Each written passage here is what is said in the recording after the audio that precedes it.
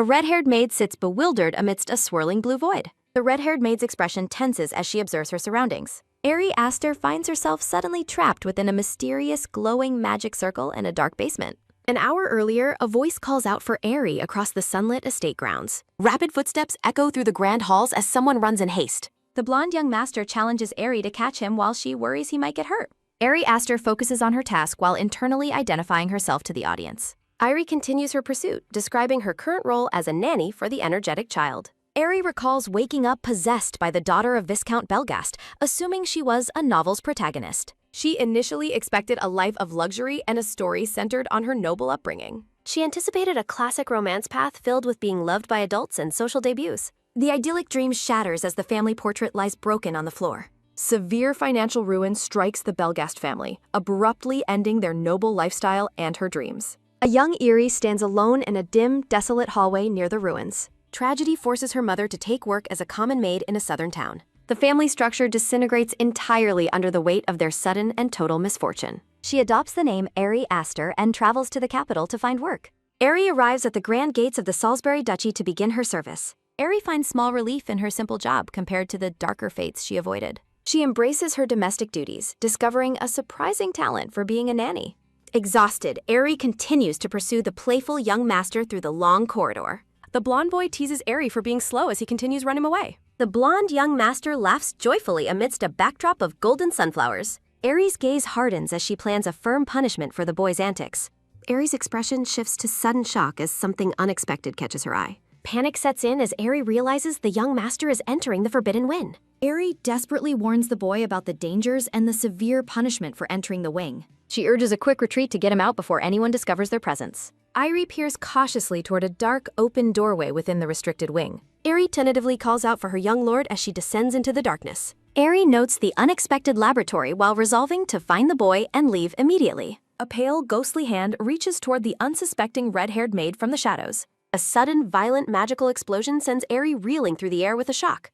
Dazed from the fall, Ari calls out for the boy while picking herself up. Ari stares back up the stairs toward the now distant and unreachable door. Intense blue magical energy surges through the cavernous and silent underground hall. Ari realizes with a jolt of shock that she is trapped upon a magic circle. The magic circle activates, lifting the terrified maid into a pillar of blue light. A hand grips the doorknob from the other side, attempting to enter the room. Ari laments her terrible misfortune as her situation grows even more complicated. Ari discovers the door is tightly sealed, preventing her from escaping the strange room. Desperate, she realizes her cries for help will never reach the mansion's central hall. Ari tries to calm her nerves, hoping that someone will find her soon. An activating magic circle glows beneath her, illuminating the entire space with blue light. She finds herself in a small, cozy library hall as the magic shifts surroundings. Exhausted, the red-haired maid slumps into a plush blue armchair to catch her breath. She worries that being discovered in the Forbidden Wing will lead to her being fired. Despite her fears of a darker punishment, Ari decides to take a moment to rest. Confusion returns to Ari as she questions the shifting nature of her strange environment. Ari grows impatient and confused as she waits alone at a tea table underground. She discovers a supply of magically self-replenishing sandwiches and water. Ari grows weary of eating only sandwiches for 3 straight days. A sudden realization causes the red-haired maid to pause mid-bite. She wonders if this isolation is a protagonist's growth opportunity. Ari imagines herself as a heroic swordswoman evolving through secret trials. A sharp glint of resolve shines within her focused golden eye. Ari decides to accept her fate and use the situation wisely. She resolves to begin a thorough exploration of her new environment. The red-haired maid turns her attention to the massive library bookshelves. Ari stands atop an immense, glowing blue magic circle on the floor. She carefully scans the high shelves filled with ancient, dusty volumes. Ari finds a plain, untitled notebook that looks different from others. She reads a diary entry describing magic as a soul-corrupting science. Ari realizes the diary's date places it over 30 years ago. The author notes his father ordered him to master magical formulas. Ari identifies the author as Rhodey, a self-proclaimed family disgrace. A sharp sound echoes as she snaps the old notebook shut. She sighs, doubting the diary will provide a useful escape clue. A handwritten note describes the author's fading resentment toward his father. While lounging on the circle, she learns Rhodey eventually studied voluntarily. Ari reads that generations of the family were once confined here. A sudden, shocking detail in the text catches her wide-eyed attention. She discovers the author's real name is Rofent Seymour Salisbury. Ari identifies Rofent as the young master's father and current marquis.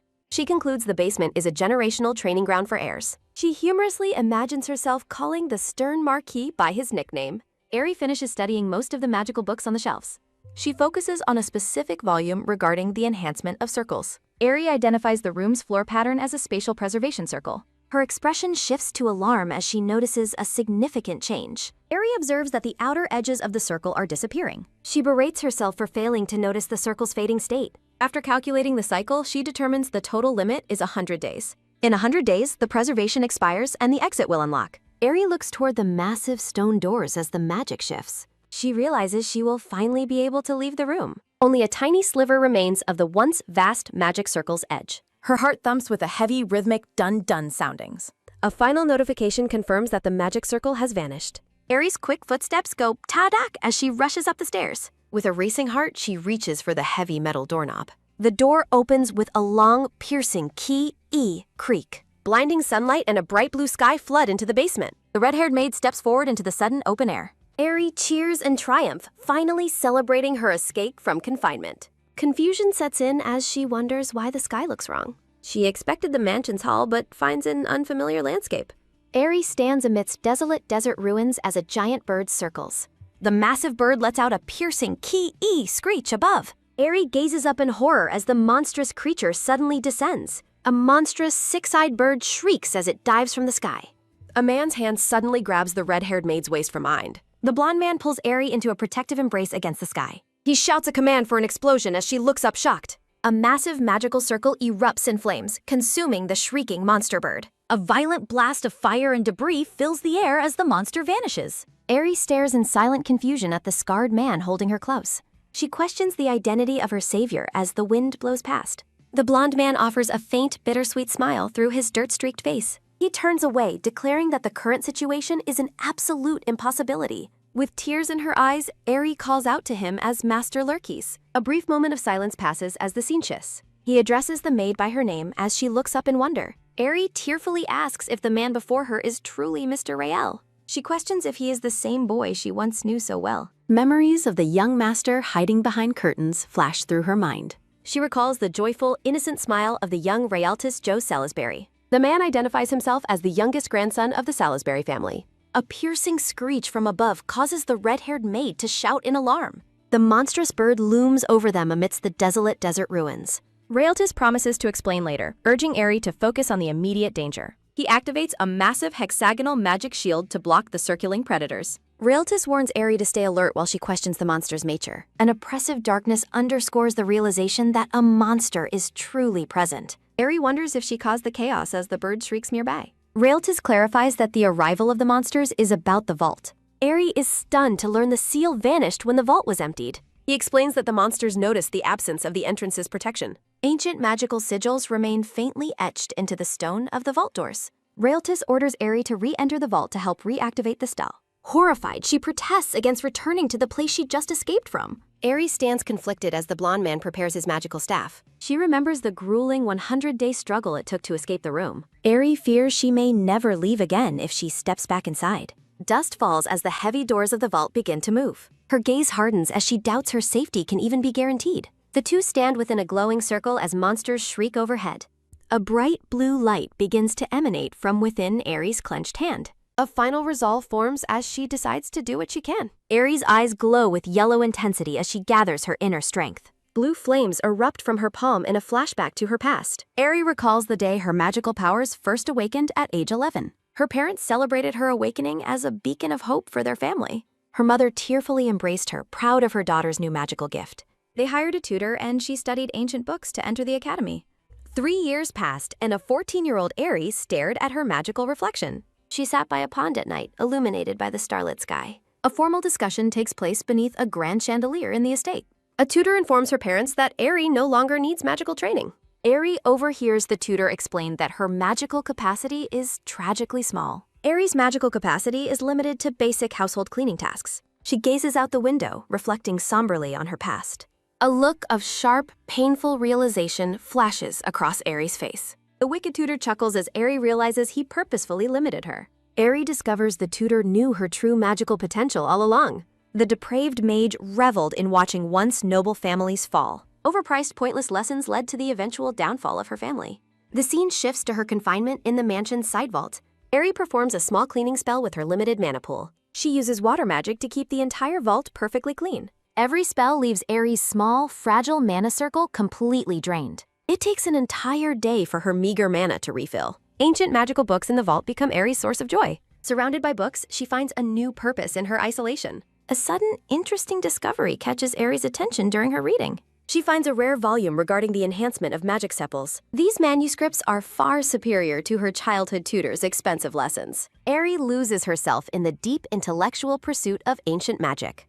Closing the book, Aerie realizes she truly enjoys the science of magic. While resting, she wonders if even more books are hidden here. Aerie suspects a secret passage lies behind the heavy library walls. She pushes the bookshelf and a heavy grinding sound echoes nearby. Brilliant light floods the room as a secret doorway swings open. A mysterious and long-forgotten new passage is revealed to her. Aerie explores a vast hidden corridor filled with glowing magical energy. Her dedicated studies lead her to a higher level of mastery. Aerie concludes she has finally reached intermediate-level magical proficiency. Back in the present, monsters shriek as the desert battle intensifies. Raeltis maintains a protective shield while predators swarm their position. Aerie realizes the current barrier is failing under the intense pressure. She manipulates water to prepare for a complex and dangerous spell. Aerie determines they must perform a risky mana amplification ritual. She kneels to channel Raeltis' immense mana into the ground. Her focus sharpens as a quick drip sounding hits the feckle. Aerie calls out to Raeltis, urgency clear in her voice. She implores the master to cast the spell through her circle. Raeltis hesitates, knowing the technique could cause him severe injury. Dropping the shield to cast the spell invites immediate disaster. Despite the risks, Aerie remains determined to save them both. She looks into his eyes, begging him for his absolute trust. Raeltis nods, finally choosing to follow her desperate plan. A final command signals the deactivation of their only defense. The magical staff glows with power as the barrier dissolves. A sudden, violent shatter sounding marks the destruction of the staff. The wind howls as the raw magical energy begins erupting. A low, deep humming sounding precedes a massive surge of power. A violent crash sounding erupts as the magic clears the desert. The shrieking monsters are incinerated by the vast pillars of light. A massive blast of energy sweeps the remaining predators away. Silence returns to the ruins as the black smoke begins drifting. Stunned, Aerie and Raeltis survey the desolate, ruined landscape. The vast, cloudy sky emphasizes the unbelievable scene unfolding. Debris and smoke drift across the barren, cracked hillside. High above, the sun struggles through the hazy, gray air. Raeltis warns that staying here will invite more monster attacks. He points toward the vault, suggesting they retreat underground immediately. Aerie expresses deep fear that the world will change again. Raeltis reassures her that the door's magic circle ensures safety. He notes their stay won't last another 12 years. Confused, the red-haired maid repeats the mention of 12 years. A sudden, sharp gasp sounding marks her shock at the duration. Aerie protests, insisting her confinement only lasted 100 days. A sharp, high-pitched screech sounding echoes from the circling birds. Raeltis moves toward the doors, focused on their immediate escape. Aerie questions if the situation will shift once they emerge. The blonde man pauses, turning back to address her concerns. A quick, soft rustle sounding occurs as he reaches inside. He tosses a small, round object onto the dusty ground. Aerie asks if he just threw a rare magic stone. A heavy, dull thud sounding reveals it is just a potato. 1 hour passes as the potato sits in the light. A light, quick tap sounding accompanies him retrieving the potato. Aerie asks what the 12-year gap meant for her personally. She explains there is no magic to stop time slow. Aerie looks nervous under his intense and questioning gaze. She explains her familiarity comes from studying the vault's books. Aerie shifts the conversation to the current state of the world.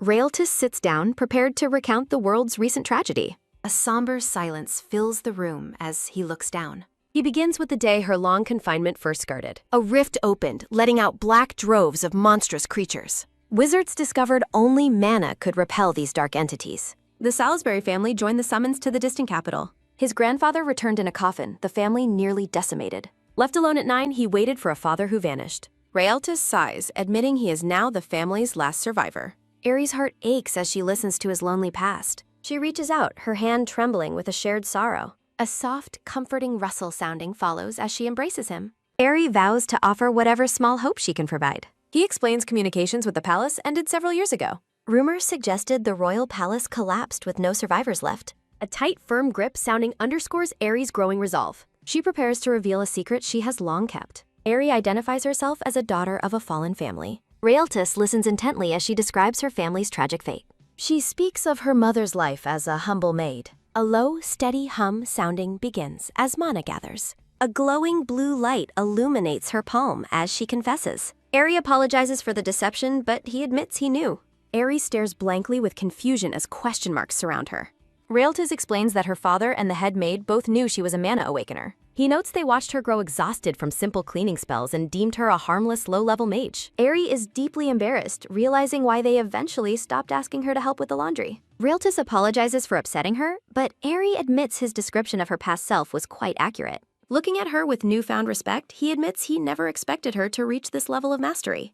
Eri is momentarily stunned by the sudden and unexpected praise from her master. She remembers successfully drawing an intricate, glowing blue magic circle while Raeltis watched in amazement. The two remain seated on the desolate, cracked hillside as the wind blows past. Eri reflects on her progress, finally acknowledging that her hard-earned skills are truly remarkable. Standing in the dark library, Raeltis asks if she learned everything from the books stored there. Eri confirms the books were perfectly organized by difficulty, making her self-taught journey much easier. He asks if she explored the entire library and checked all of the available bookshelves. She explains she only reached the 10th shelf before discovering a hidden path beyond it. Her hand reaches out as a sudden, sharp click sounding echoes through the silent library. Plunged into darkness, Eri gasps in shock as she wonders what she just activated. A massive, heavy door appears, glowing with a complex and vibrant purple magical seal. Eri identifies the intricate enchantments of concealment and locking drawn onto the center of the door. Noting the door's focus on durability, she decides it is safe enough to try opening. She presses her palm against the stone as the purple magical energy begins to swirl. A sudden, loud shatter sounding occurs as the heavy doors swing open to a bright light. Raeltis creates a magical light, and though the room looks empty, he suggests they investigate further. They walk together into the silent chamber, their footsteps echoing against the cold stone floor. Eri spots a magic circle carved into the wall, recognizing it as a simple locking spell. She turns to Raeltis and asks if he can break the seal using his destruction magic. Eri explains the spell must be broken from the outside, urging him to strike it like a monster. Raeltis steps forward with a quick, soft tap sounding as he prepares his attack. He warns Eri to move back to avoid being hit by any flying debris or magical backlash. Raeltis unleashes an explosion spell, filling the narrow corridor with a sudden burst of intense flames. Eri is horrified to see him use such a violent and destructive spell in a confined space. She panics, realizing he is casting the same massive magic that turned giant monsters into dust. A violent, deafening crash sounding erupts as the explosion consumes the entire wall. As dust falls, Eri realizes with a smile that explosion magic is the only offensive skill he knows. The scene shifts to a sun-drenched estate where birds sing amidst lush green trees and flowers. Eri surveys a lavish picnic spread, wondering if she has finally fallen into a beautiful dream. Nearby, a relaxed Raeltis reads a book, appearing even more handsome without the weight of his struggles. While happily peeling fruit, Eri notices a sudden rhythmic rustle sounding coming from a nearby basket. A tiny pink piglet pops out of the basket, leaving Eri completely speechless. She decides that finding a pig in a dream must be an incredibly good omen for the future. Eri leans in close to the piglet, her curiosity and delight showing in her wide eyes. She gently offers the small creature a slice of food, watching it eat with great interest. Eri beams with joy, convinced that giving offerings to the piglet ensures her good fortune. The happy piglet lets out a light, quick puff sounding as it rests comfortably in the grass. Suddenly, Eri hears a vivid sound of crying that feels far too real for a dream. Darkness returns as she feels a sudden, sharp tug pulling her back to reality. Eri sits up abruptly on the stone floor, her heart racing as she leaves the dream behind. In the dim light, she realizes the pink piglet is real and is currently licking her hand. She stares down at the small animal, struggling to process its presence in the ruined vault. A look of pure shock crosses her face as she realizes her dream has manifested into reality. The tiny piglet looks up at her and lets out a cheerful, soft unk sounding. Eri and Raeltis appear on a title card featuring a blue butterfly. The tiny pink piglet lets out a happy and cheerful smile. A light, quick tap sounding follows as Eri asks if the piglet is waking. Raeltis asks if Eri is okay and if she has finally woken up. Raeltis notes she seemed to be dreaming, while Eri addresses him as her lord. Raeltis explains the piglet appeared when he heard his scream after the fall. Raeltis identifies the pig from a farm and suggests that it is edible.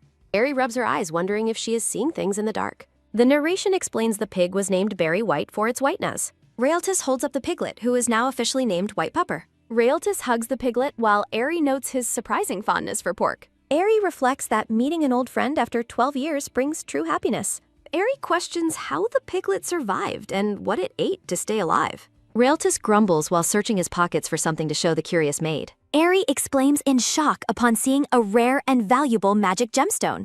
Realtus explains that Pepper consumed the gemstone's mana to become a spirit creature. Eri considers if the mana allowed the piglet to be reborn as a spirit. Eri laments that their ancestors' quality mana was wasted on a glowing pig. A predatory, hungry look crosses Eri's face as she stares at the piglet. Eri's stomach rumbles as she thinks about how delicious the piglet looks. Eri envisions the spirit pig as a legendary roast that provides a boost. Realtus tells Eri to calm down, offering her some beef from his storage.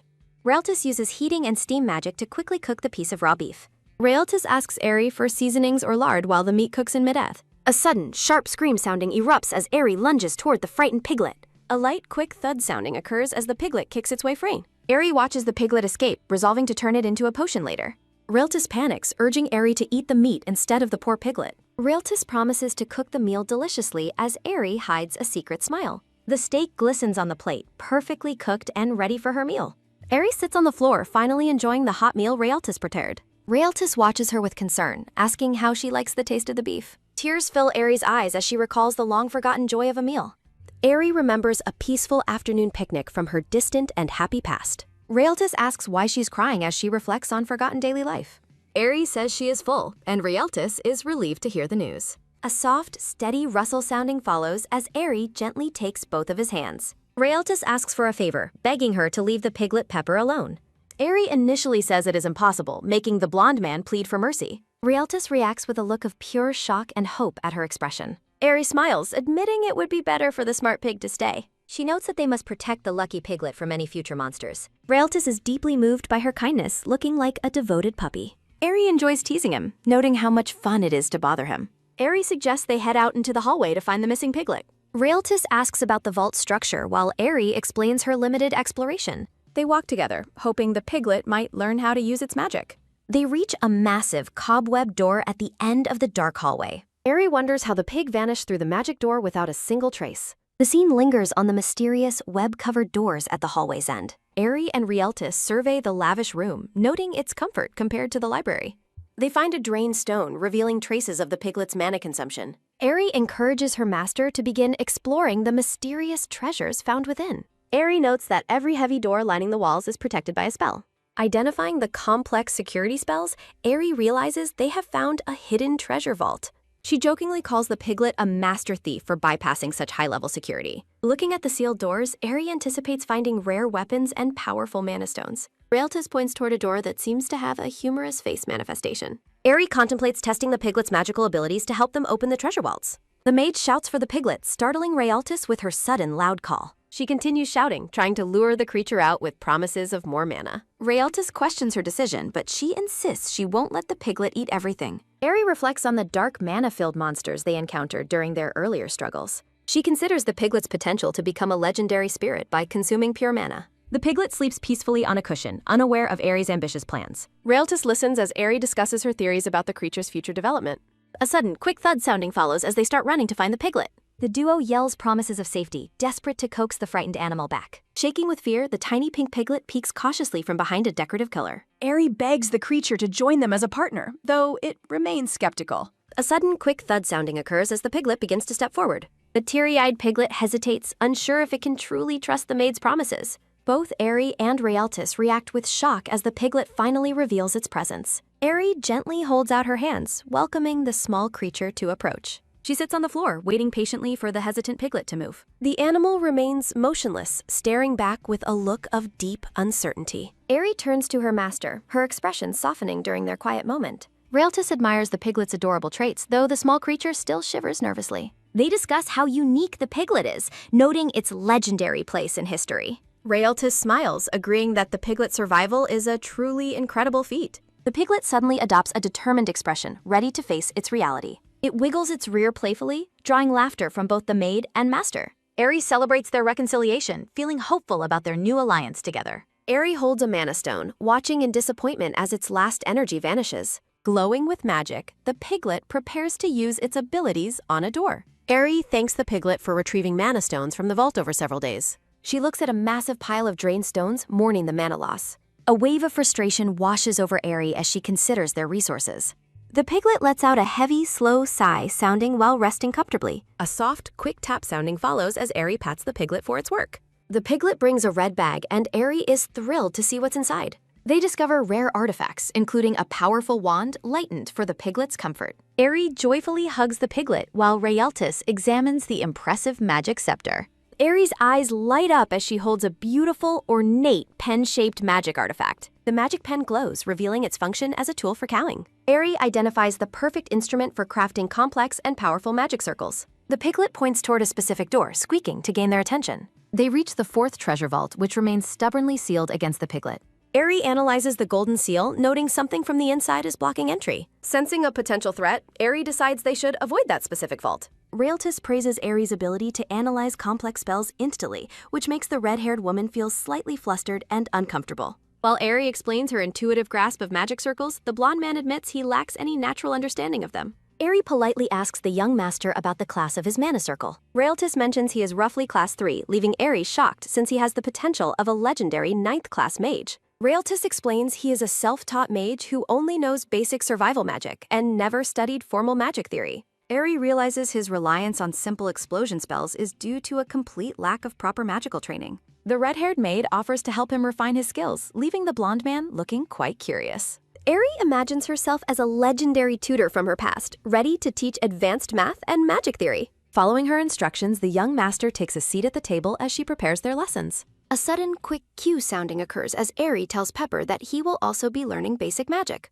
A soft, steady rasp sounding follows as Eri begins writing the word basic on the chalkboard. Eri enforces a strict schedule of 6 hours of daily lessons plus homework, drawing enthusiastic responses from her students. As Rialta studies and the piglet naps, Eri watches over them with a proud and satisfied expression. Reflecting on her time, Eri decides she must also study the books she salvaged from the library.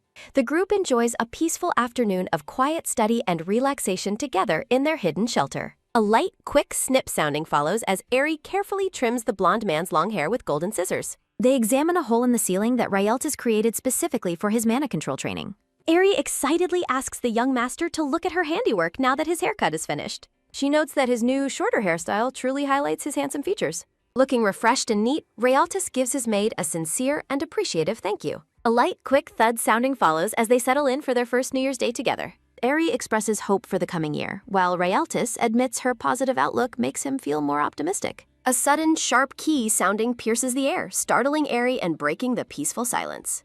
Despite her attempts to remain cheerful, the constant sound of lurking danger begins to wear on her nerves. Eri reflects on the harsh reality of their situation, while Rialtis resolves to become much stronger and faster this year. When Eri asks why he is so driven, Rialtis explains they must find his father and her mother soon. Eri realizes the young master has been masking his deep anxiety and reminds him that greatness takes time. Rialtis grimly predicts that a 4th monster attack is imminent, causing both Eri and Pepper to freeze. Eri looks at him with wide eyes, asking for the reasoning behind his dark premonition. He explains that the departure of smaller monsters often signals the arrival of far more powerful ones for a raid. A look of pure dread crosses Eri's face as the concept of a great raid sinks in. Rialtis insists they leave immediately, while Eri laments that their food storage is empty and they have stayed too long. She remembers the terrifying monster she faced, realizing her paralyzing fear has been the biggest obstacle to their escape. A light, quick thud sounding follows as Eri asks what the 3rd monster attack was really like.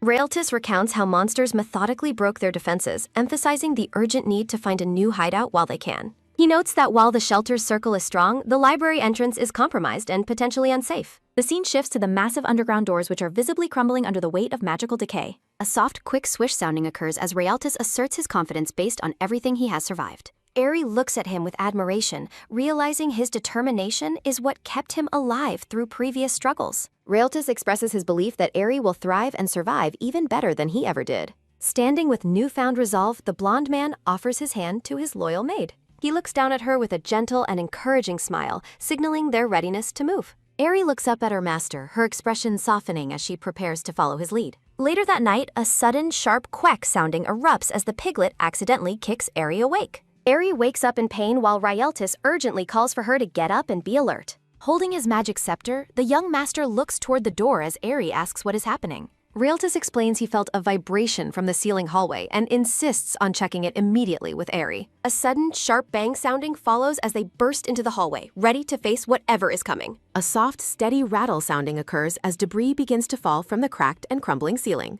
A massive, explosive boom sounding erupts as the entire ceiling collapses directly above the young master. Terror strikes the trio as their primary magical defense is breached. The scene shifts as the dire situation continues to escalate. Shaking with fear, Eri holds the crying piglet close to her chest. Eri tells the piglet to hide in the shelter while promising protection. Realtus stands guard as Eri and the piglet flee for safety. Looking back with dread, Eri watches the crumbling hallway behind them. The red-haired maid urgently asks to stay by her master's side. A library underground is revealed as the ceiling collapses in pieces. Monsters hover above the duo as they stand within a magic circle. A sharp, jagged claw grips the edge of the shattered ceiling. A multi-eyed monster appears, causing the duo to look up in horror. Swarms of winged monsters descend through the massive hole in the ceiling. Eri stares up in shock as the ceiling continues to crumble away. Realtus declares his honor to have the greatest wizard by his side. A massive, explosive boom sounding occurs as a monster is blasted apart. Dark energy and smoke billow outward after the powerful magical explosion. Realtus wonders if the great attack has begun, while Eri stays close. Numerous monsters shriek and fly through the dark, blue-tinted sky above. Eri urgently tells the blood-stained Realtus they must return to the shelter. A soft, quick tap sounding follows as Realtus stops Eri's sudden retreat. Realtus decides to return while carrying Eri safely in his strong arms. The library exit is completely buried under a heavy pile of rubble. Huge, multi-eyed monsters growl and watch them from the darkness above. Eri tearfully considers their grim survival odds even if they do escape. She wonders how much longer they can endure this constant, deadly struggle. Eri suddenly notices something strange about the monster's behavior from his arms. The red-haired maid addresses her master as they navigate the ruined library. She questions if the monsters are unable to descend into the basement. Realtus reacts with surprise as he turns to look at his maid. Eri points out that the monsters are only screaming without actually descending. Realtus notes that an unprotected basement seems surprisingly safe for them now. Looking determined, the blonde man realizes the solution to their problem is clear. Realtus unleashes a massive explosion spell directly into a monster's open mouth. The monster shrieks in agony as fire erupts from deep within it. Realtus commands magical chains to surge forward and restrain his monstrous enemies. A dark, shadowy monster is shredded apart by a powerful disassembly spell. Realtus stands triumphantly amidst the dark energy after defeating the immediate threat. Eri praises her master's incredible strength as the remaining monsters finally retreat. Back at the shelter, Eri and the piglets celebrate their return as it lets out an excited shriek. Eri uses a cleansing spell to remove the blood from Realtus's clothes. Realtus asks the red-haired woman if she was harmed in his way. He admits his vision and hearing are impaired, but expects a recovery soon. Eri holds a mana stone the piglet brought to help her master heal. Eri hands Realtus a glowing green stone to keep in his pocket. She explains the healing charm will restore his sight and minor wounds. Realtus smiles, expressing his honor to have such a great wizard helping. Eri modestly replies that she should be the one saying that, while Realtus notes no wizard can use magic with such minimal consumption. Eri asks if he noticed the monsters can't descend, realizing the shelter would then be completely safe. Realtus warns that the defensive barrier is slowly and surely fading away. He predicts that the monsters will soon reach their hidden underground sanctuary. Eri holds Pepper close as she warns that their future options are becoming dangerously limited. Standing amidst debris, Realtus and Eri agree that staying in their current hideout is no longer an option. Rubble stained with monster blood falls as Realtus notes that inaction will only lead to their inevitable deaths. The blonde man looks toward his red-haired maid, emphasizing that they must act before a massive attack begins. A soft, quick clink sounding comes from a spoon resting inside a lonely teacup on a table. A sudden sharp rattle sounding startles the trio as they realize a third tremor has just struck the shelter. Realtus observes that the explosions and tremors feel artificial because they occur at suspiciously regular intervals. Holding her ornate scepter, Eri realizes the mechanical nature of the tremors might reveal something important. With focused eyes, the red-haired maid begins drawing a complex magical pattern onto the stone floor. Realtus carries the piglet and encourages Eri to rest, knowing her magical labor will take significant time. From above, Eri is seen kneeling at the center of a massive, glowing blue magic circle. Realtus realizes that a magic circle of this magnitude typically requires at least a 4th-level mage to activate. He watches in awe as Eri handles the immense complexity of the spell with effortless precision. Eri recalls a private lesson from months ago where she taught that magic circles are more than flat shapes. Sitting among stacks of books, a younger Realtus admits he doesn't quite understand her abstract magical theories. Eri uses a glowing demonstration to show that magic circles possess height and structural mass like a tower. Realtus nods as he learns that the weight of magical materials must be balanced to prevent a collapse. In the present, Eri smiles confidently, knowing that a correctly designed magic circle will function flawlessly. The air hums with power as she completes the grand and complex magical structure on the library floor. A vast, intricate blue magic circle spreads across the stone floor of the underground library. Realtus ponders how Eri, despite her modest background, can execute such astounding and precise magical feats. He views the red-haired woman as a mentor he could spend his entire life trying to repay. Eri stands tall, her scepter glowing with intense blue light as she prepares to activate the detection spell. She explains that the circle will detect magic use to help them find survivors within the distant palace. A low, steady hum sounding vibrates through the room as Realtus channels energy into the detection circle. A soft, quick buzz sounding follows as Eri carefully reads the magical waves emanating from the glowing circle. Eri looks up with wide eyes, reporting that she has detected numerous presences and mana signals. Gazing into the distance, she is surprised to find that the palace is still standing despite the chaos. A sudden, sharp gleam sounding accompanies the sight of the bright sun breaking through the clouds. Pepper looks at the sky, mesmerized by seeing the sun for the first time in 12 years. The group explores a green field filled with the scent of earth, plants, and monster blood. Pepper trots through the grass, noting that the monsters have left no human remains behind. The piglet reveals it has been consuming low-level mana underground for over a decade, creating magical residue. Dark swirling energy represents the clouded residue that forms when magical energy becomes too concentrated. A soft, quick rustle sounding catches the piglet's attention as something moves nearby in the tall grass. Realtus charges forward to blast a monster, urgently telling Pepper to watch out for danger. Before the piglet can react, it finds the monsters already dead with halos appearing over their heads. A light, quick sniff sounding occurs as Pepper detects residue overflowing from the freshly slain monsters. A sudden, sharp shriek sounding fills the air as winged monsters descend upon the duo in the field. Eri and Realtus prepare for battle, though the red-haired maid is distracted by her empty bag of stones. Pepper decides the explanation of magical residue isn't important enough to communicate to the masters right now. A sudden, sharp sniff sounding follows as the piglet detects a new, threatening scent coming from the north. A massive, explosive splat sounding erupts as a monster is torn apart in a shower of dark blood. Realtus stands amidst a swirling green magical vortex, looking determined as he handles the immediate threat. Holding several glowing red magic stones, Realtus realizes they might not be as helpful as he hoped. Eri claps enthusiastically, telling the young master that his skills are enough to save the world. Realtus dismisses the praise with a laugh, though Eri internally notes that their world is indeed a novel. Eri imagines the young master as a typical novel protagonist who benefits from an immortality buff. A soft, quick giggle sounding follows as Realtus thanks Eri for always making things more interesting. A soft, steady thud sounding occurs as a pair of boots walks across the dry, dusty earth. Walking together through the crumbling remains of the kingdom, the trio notes how such wealth has fallen into complete ruin. Realtus wishes the palace had signaled for help, but Eri points out that the survivors likely had no way to act. As she walks, Eri silently reflects that making contact with the palace earlier probably wouldn't have changed their fate.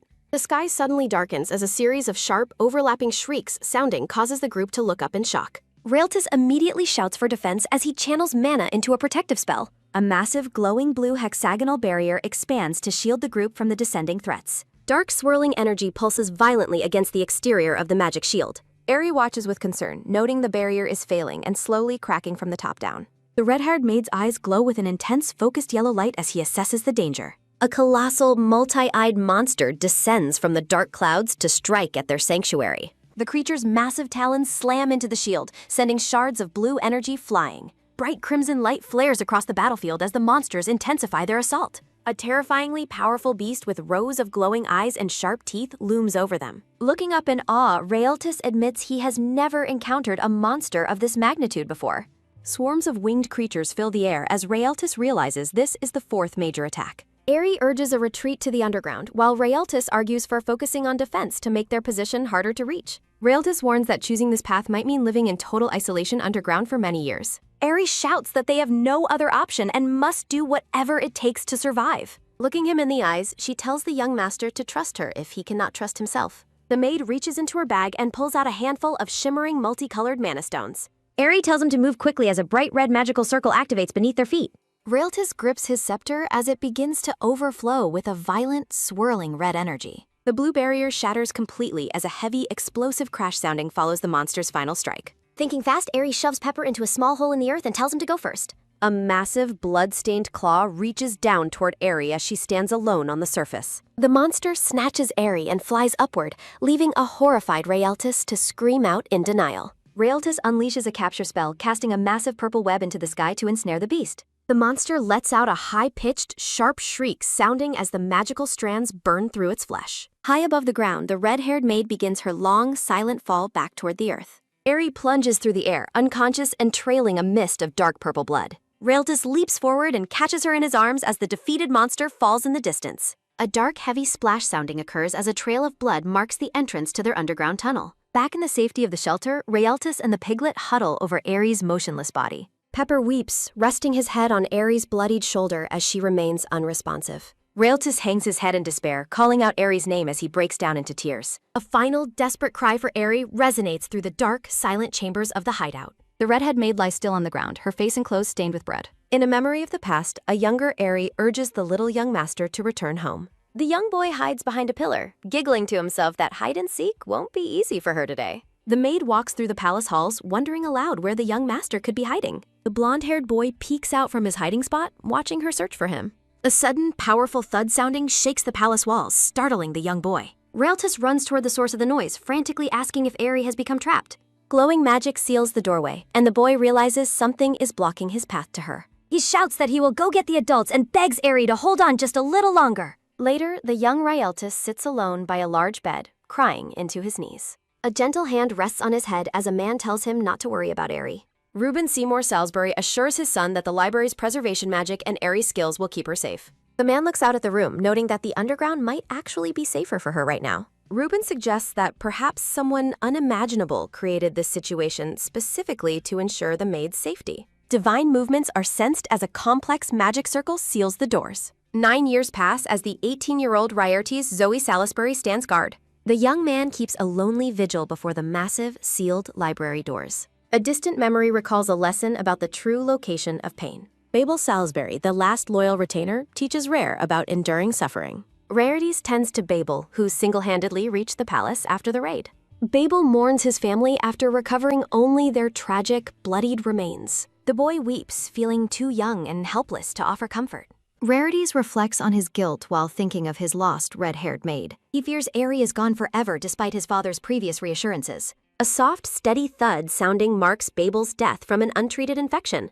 Raertes holds Babel's body, cursing his inability to perform healing magic. Now completely alone, the grieving young master realizes his turn has come. A soft, quick pat sounding follows Raertes as he runs to the library. He vows never to leave the door until the red-haired maid returns. Deep in thought, he finally names the complex emotion he feels. Aerie awakens in a blur, shocked to find herself still breathing. She stands in a radiant void, her silhouette glowing with strange energy. She realizes she has been reborn as an 11-year-old Viscount Skye. A sudden, sharp crinkle sounding precedes her realization of this new chance. 2 ministers discover the young girl, stunned by her sudden awakening. A sudden, sharp gasp sounding escapes Garino as he clutches his head. The red-haired girl stares in confusion at the frantic men before her. A light, quick tap sounding echoes as the men rush to announce her. Rumors of the miraculous awakening spread quickly through the palace halls. Aerie feels a sudden wave of exhaustion wash over her small body. Swirling purple energy surrounds the girl as her magical power manifests. The king stands before her bed as the ministers address his majesty.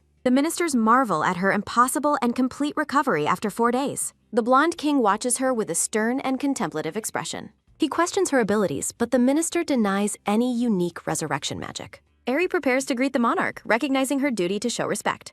The king waves her off, insisting she focus entirely on her recovery. He postpones his questioning, allowing the young girl time to mist. The king observes the scene with a quiet, thoughtful demeanor. Aerie urgently asks for the whereabouts of her dear young Lester. The minister explains that Raertes is currently meeting with his youngest uncle. She recalls Count Euros Salisbury, who died years ago protecting the king. Aerie is outraged that the uncle supposedly ignored his nephew for years. The king corrects her, explaining Euros' deep concern for his young nephew. He describes bringing the weary Raertes to visit his late uncle's grave. A somber mood takes over as the king reflects on the past. Aerie listens in stunned silence to the king's unexpected revelation. A minister frantically denies the king's self-deprecating claim of being useless. The king awkwardly takes his leave while Aerie agrees to rest. Deep fluctuations reveal a massive, layered cavern hidden beneath the palace floors. Monsters clear the area as new tunnels are dug beneath the kingdom. The trio decides they must reach the palace to assess the situation. Aerie sits alone on her grand bed, lost in her own thoughts. The red-haired girl enjoys her fresh clothes, preferring simple tasks over magic. A sudden, sharp keek sounding startles Aerie as she sits alone. Pepper the piglet bursts through the door with a loud shriek. Aerie hugs Pepper tightly, weeping with joy at their sudden reunion. A soft, steady creaking sounding announces a visitor of the gore. Rarities enters the room, and Aerie gasps while calling him young master. The blonde young man stares at her with deep, visible emotion. Aerie smiles warmly and assures him that she is completely fine. A sudden, quick thud sounding marks his hurried step toward her. Rarities pulls Aerie into a desperate hug as Pepper squeals between them. A heavy, rhythmic Dagoon sounding echoes the intensity of their embrace. Aerie notes that the ministers keep calling her a noble lady. Sitting together, Aerie notes the magician's failure to protect the commoners. Rarities advises her to be more cautious with her controversial statements. Fuming with annoyance, Aerie internally labels the young master a classist. He pledges his loyalty while reminding her to respect palace protocols. Looking at the royal banners, Aerie acknowledges the king's absolute authority. Rarities wonders if her brush with death altered her personality significantly. A light, quick tap sounding precedes a maid delivering the message. Aerie learns that the urgent letter was sent by the king. Reading the summons, Aerie wonders why the monarch is so persistent. Rarities admits that he is likely responsible for the king's interest. He confesses to boasting about her unique magical abilities to him. A sudden, sharp crackling sounding accompanies her shock at his revelations. Radius confirms he told the king she found the underground array. A soft, quick grab sounding occurs as he takes her shoulders. The young man insists that her brilliance is truly unparalleled. He praises her finesse, leaving the red-haired girl momentarily stunned. Resigned to her fate, Aerie agrees to meet with the monarch. Staring at the royal seal, she realizes she cannot avoid this. She recalls being carried to safety during the brutal fourth raid. The memory of the palace under attack fills her mind. Aerie resolves to prepare herself for the upcoming royal audience. A moment of quiet reflection follows as the scene shifts focus. Arriving at the underground office, Aerie stands before the sitting kin. The stern ministers observe the red-haired girl with keen, judging eyes. The king questions if she is truly just the duke's servant. Aerie confirms her status while the king probes their deep connection. She struggles to explain her past as a simple palace maid. Aerie worries that revealing the truth will cause a chronological disaster. She remembers agreeing with Riertes to keep their secret hidden. Telling the full story would only spark dangerous and unnecessary suspicions. Aerie decides to stick to a simple and believable cover story. She claims she learned magic while serving the Salisbury family's son. The king sharply interrupts, demanding to know how she survived. Aerie explains the existence of enchanted food and water in storage. She describes the Chamber of Reflection as her sanctuary underground.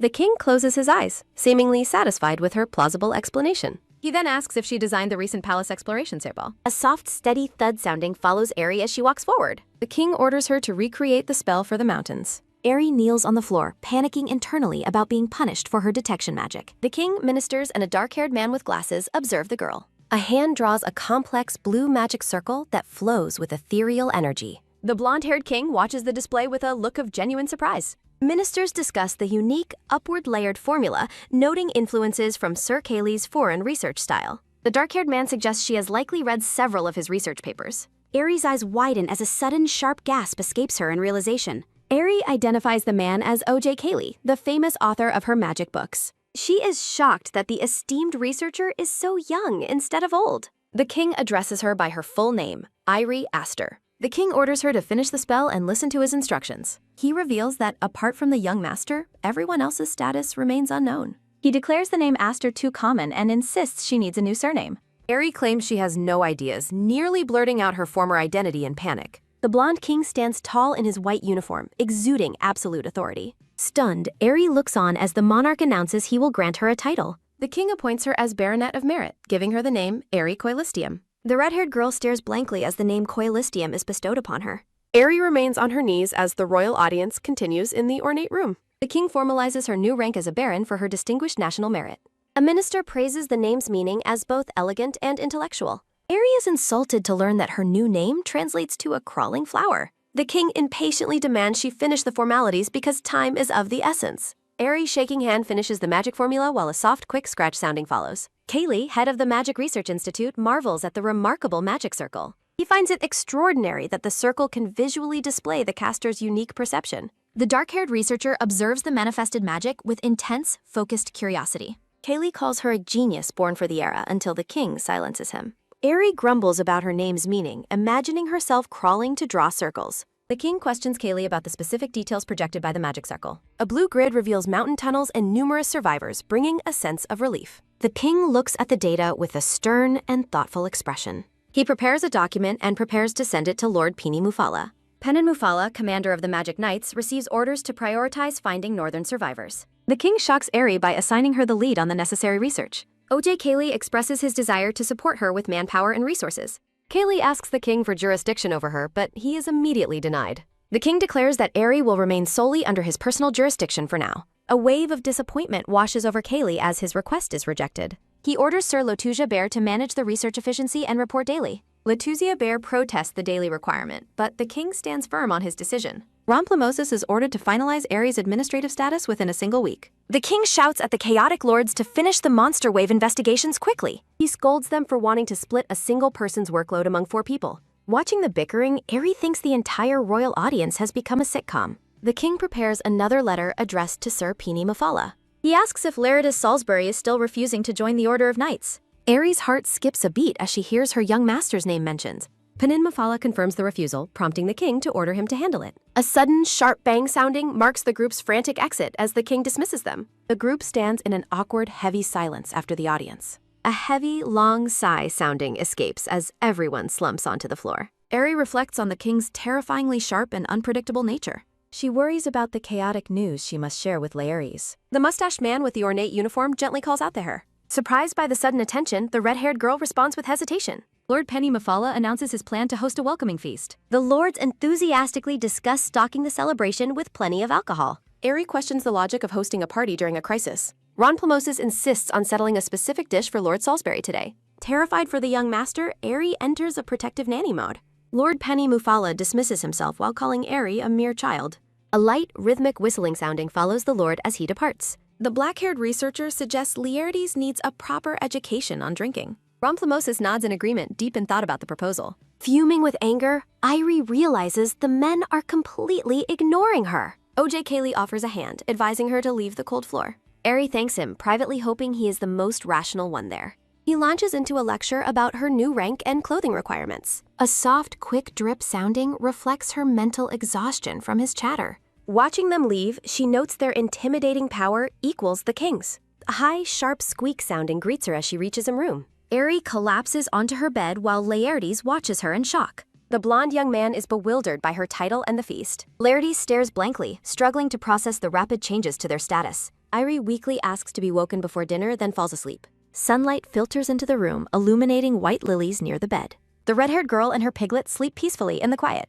The scene shifts to the fireplace as the rowdy feast begins. A sudden, sharp bang sounding marks a hand slamming onto the table. The lords loudly debate Irie's position within the palace research team. They bicker intensely about which department truly owns her valuable talents. OJ Kaylee continues to nag her about noble crests and library lists. Ronplemosis pressures a nervous Laertes to join the Order of Knights. Irie's eyes turn dark as she blames the king for this chaos. Laertes notes with surprise that she has finally called him Rael. She feels betrayed that even her young master is joining the madness. Eri realizes her life in the Central Palace is already a disaster. She decides that getting drunk is her only way to survive tonight. Looking determined, Eri asks the servant for the strongest alcohol available. 10 days pass, finding the group buried in work within the library. Eri rubs her bloodshot eyes, suffering from severe lack of sleep. Her vision blurs as she stares at the endless, complicated paperwork.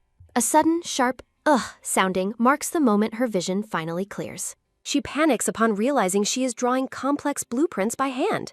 A soft, quick clink sounding occurs as a cup is pressed down. Her assistant offers more coffee while Irie screams in absolute frustration. Drained of all life, the girl slumps forward onto her desk. A bright, warm light accompanies Laertes as he enters the room. Eri frantically warns her young master to flee the dangerous workplace. Walking down the hallway, Eri thanks Laertes for the short break while he asks if she is all right. Eri laments working 72 hours straight, questioning the legality of such cruel treatment for a survivor. Laertes expresses concern about her overworking and asks if she receives mandatory sunlight exposure. The red-haired girl looks utterly confused as she asks what mandatory sunlight exposure actually is. At a lush garden, Laertes explains that she must get 15 minutes of daily sunlight by royal decree. Eri suddenly recalls hearing about this policy just a few days ago in the laboratory. She remembers that only research director Kaylee ever leaves the lab for his daily break. Eri is surprised to find such a beautiful sunlight room so close to the research facility. Sitting in the grass, Laertes mentions that he visits this garden every day with Pepper. Aerie panics at the mention of the pig, worrying that someone might try to eat him. Laertes laughs, revealing that Pepper is safe and was recently awarded his own noble title.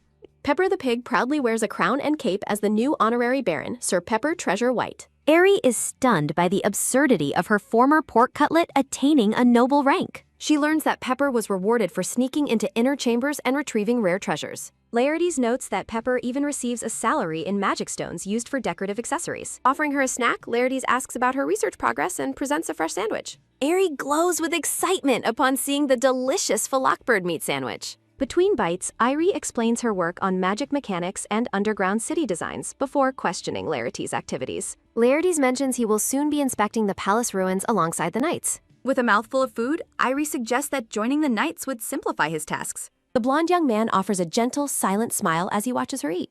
Laertes avoids the topic, stating he prefers their current arrangement, leaving Aerie curious but satisfied. A soft, rhythmic knock sounding at the laboratory door precedes a call for Yostar. Aerie asks her assistant if she is following mandatory work hours, but the girl admits she isn't. Shocked, Aerie insists they must protect their labor rights as Sir Kayleigh instructed. The assistant explains that taking a break only forces her to work longer hours later. Aerie's expression turns blank as she realizes the true cost of their productivity. Looking over the lab, she pities the young men who are completely consumed by their labor. Irie questions if she must abandon her ambitious plans for forming a labor union. A sudden, quick knock sounding at the door follows a request for Sir Colessium. Aerie turns around as a messenger informs her that he has finally found her. The messenger explains that His Majesty the King is requesting her immediate presence. Aerie stares at a lone chair in the royal office, fearing it is meant for punishment. The king sits at his desk while a busy minister works nearby in the ornate room. Aerie recognizes Sir Mufala, who appears exhausted and overwhelmed by his mounting paperwork. Mupala addresses her as Sir Coyle while she hesitantly takes a seat in the punishment chair. The king reveals that Sir Laertes has officially requested to join the upcoming northern expedition. Aerie is struck with shock, her eyes widening at the news of her master's dangerous plan. The king notes that Laertes refuses to join the knights but wants this specific mission. Aerie worries about the low survival rate while the king reminds her of the detected tunnels. A blue magic grid reveals numerous survivors and missing knights potentially trapped in northern tunnels. Aerie is terrified, realizing the young master has no idea how truly dangerous the monsters are. The king agrees the expedition is premature and insists that restoring the capital must be the priority. He orders Aerie to convince Sir Salisbury to abandon his plans for the northern mission. In a desolate field, a sudden, sharp screech sounding marks a flock of birds taking flight. Covered in blood, Laertes lets out a heavy, long sigh, sounding after a difficult battle. A knight approaches the bloodied young master to ask what has happened in the field. The knight looks toward the ruins and announces that a visitor has arrived to see him. Laertes is stunned to see a cloaked Irie standing before him at the ruined gate. A soft, quick dash sounding follows Laertes as he rushes to guide Aerie to safety. A cloaked, red-haired girl reveals she knows about the northern expedition. Standing in the sun-drenched corridor, Aerie mentions the king shared the news. She explains that her orders are to change his mind about going. A heavy, long sigh sounding escapes the blonde man as she declares her intent to follow him. Aerie stands firm, insisting that both she and the piglet will accompany him. A sudden, sharp tug sounding marks him grabbing her hand while ordering her to stay. He argues she has found a safe place, but Irie refuses to let him go alone. Fuming with anger, the red-haired girl demands that he simply accept her decision. A soft, rhythmic tap sounding follows the blonde man as he walks away. Looking down at her boots, Irie regrets blurting out her bold ultimatum. A soft, quick dash sounding accompanies Aerie as she rushes down the stairs. She understands his desire to find his father, but worries about the danger. A sudden, sharp stop sounding marks her arrival at the bottom of the steps.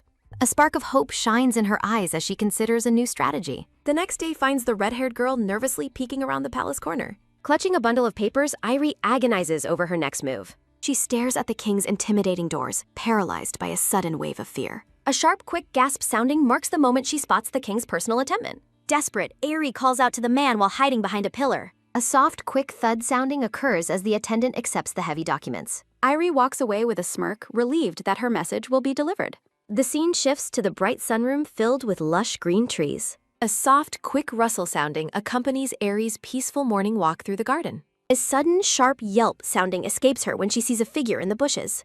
To her surprise, Research Director Kayleigh is wearing a sun hat and gardening. Aerie questions his new hobby while the black-haired man denies being a gardener. He adjusts his hat, explaining he is working at the request of another. A sudden hot crackle sounding accompanies Irie's rage over perceived labor rights violations. Kayleigh ignores her outburst and asks why she is awake so early today. Aerie admits she is distracted by the news of the upcoming night deployment.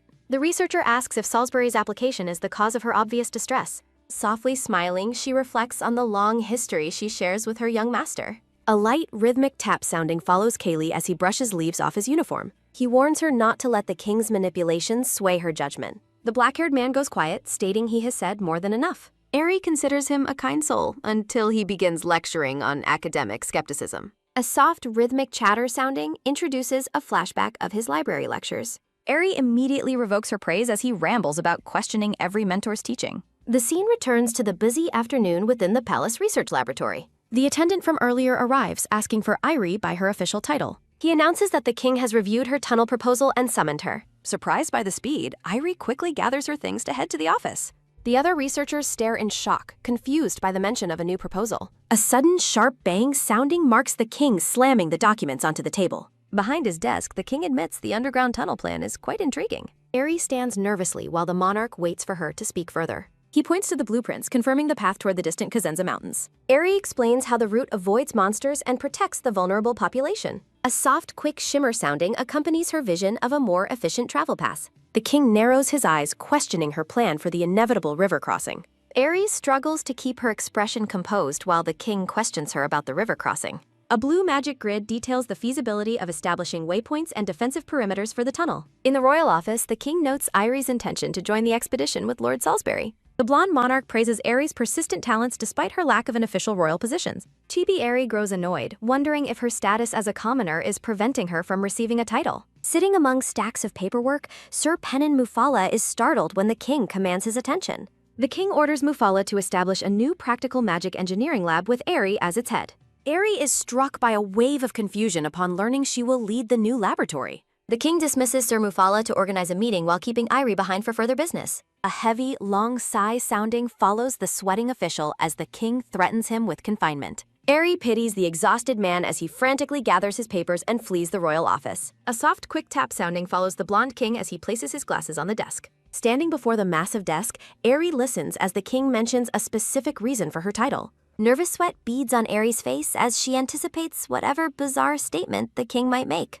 A close view reveals the king's mouth curling into a mysterious and unsettlingly handsome smile. Surrounded by lush red roses, the king leans forward and asks Aerie to consider marrying him. Aerie's eyes bulge in pure shock, while a tiny Sir Mufala also reacts with total disbelief. Maintaining his princely pose, the king questions if she truly has no intention of marrying him.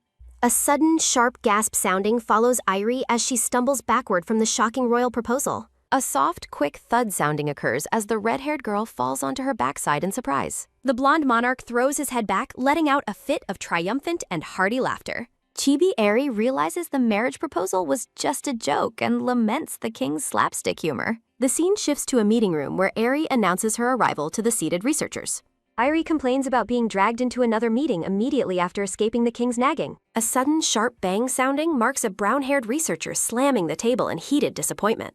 Aerie apologizes for her spontaneous tunnel plan, but the official appears confused by her statement. Sitting at the table, Aerie explains that her ideas are based on existing urban planning research. The chibi official interrupts, clarifying that the group is actually there to discuss a royal marriage. Aerie's expression turns blank as she repeats the words royal marriage in a stunned daze. Sparkles and wagging tails accompany the dog-eared researchers as they revel in the juicy royal gossip. I realizes she was completely fooled by the king's dramatic performance earlier in the office. A soft, quick thud sounding follows Aerie placing a thick document on the table to change topics. Looking toward the silent officials, Aerie asks if it's possible to obtain the old rock blueprints. The researchers look utterly defeated and drained by the sudden shift back to academic labor. Aerie orders the group to contact the record recovery officer and prepare for the massive workload. A soft, rhythmic tap sounding follows footsteps past the glowing torches in the dark palace corridor. Walking through the dim hallway, Aerie reflects on her young master's recent secret behavior. Aerie recalls a sweet dinner note left on her bed, considering him her primary motivation to continue.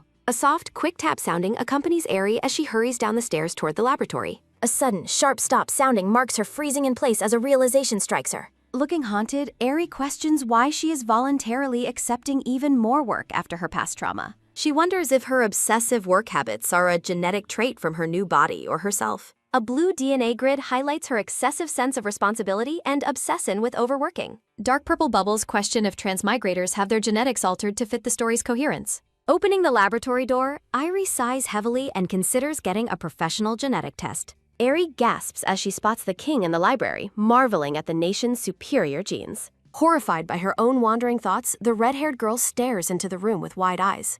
A sudden sharp shout sounding follows Irie's frustrated outburst as her assistants rush to help her. A close view of a white-gloved hand reaches out as if to catch or steady someone. The king stands behind Aerie in a field of blue flowers, looking down at her with intensity. A sudden, sharp gasp sounding follows Irie and the researchers as the king touches her. Frozen in shock, Irie wonders why the king is suddenly massaging her neck. She considers shaking him off, but finds his professional massage technique unexpectedly relaxing. A soft, quick puff sounding accompanies Aerie as she experiences the monarch's surprisingly effective therapy. The blonde king smiles warmly, explaining that his sister used to get sick in the same way. A soft, rhythmic murmur sounding follows the researchers as they gossip about the king's friendly side. Irie attempts to politely end the session, claiming she feels much better now. The king insists her neck is too stiff to be fine and advises regular relaxation. A sudden, sharp tap sounding marks the king adjusting his grip on her shoulder. Nervousness returns as Aerie realizes the blonde king is leaning uncomfortably close to her. A soft, rhythmic creak sounding follows the door opening to reveal Lord Salisbury's arrival.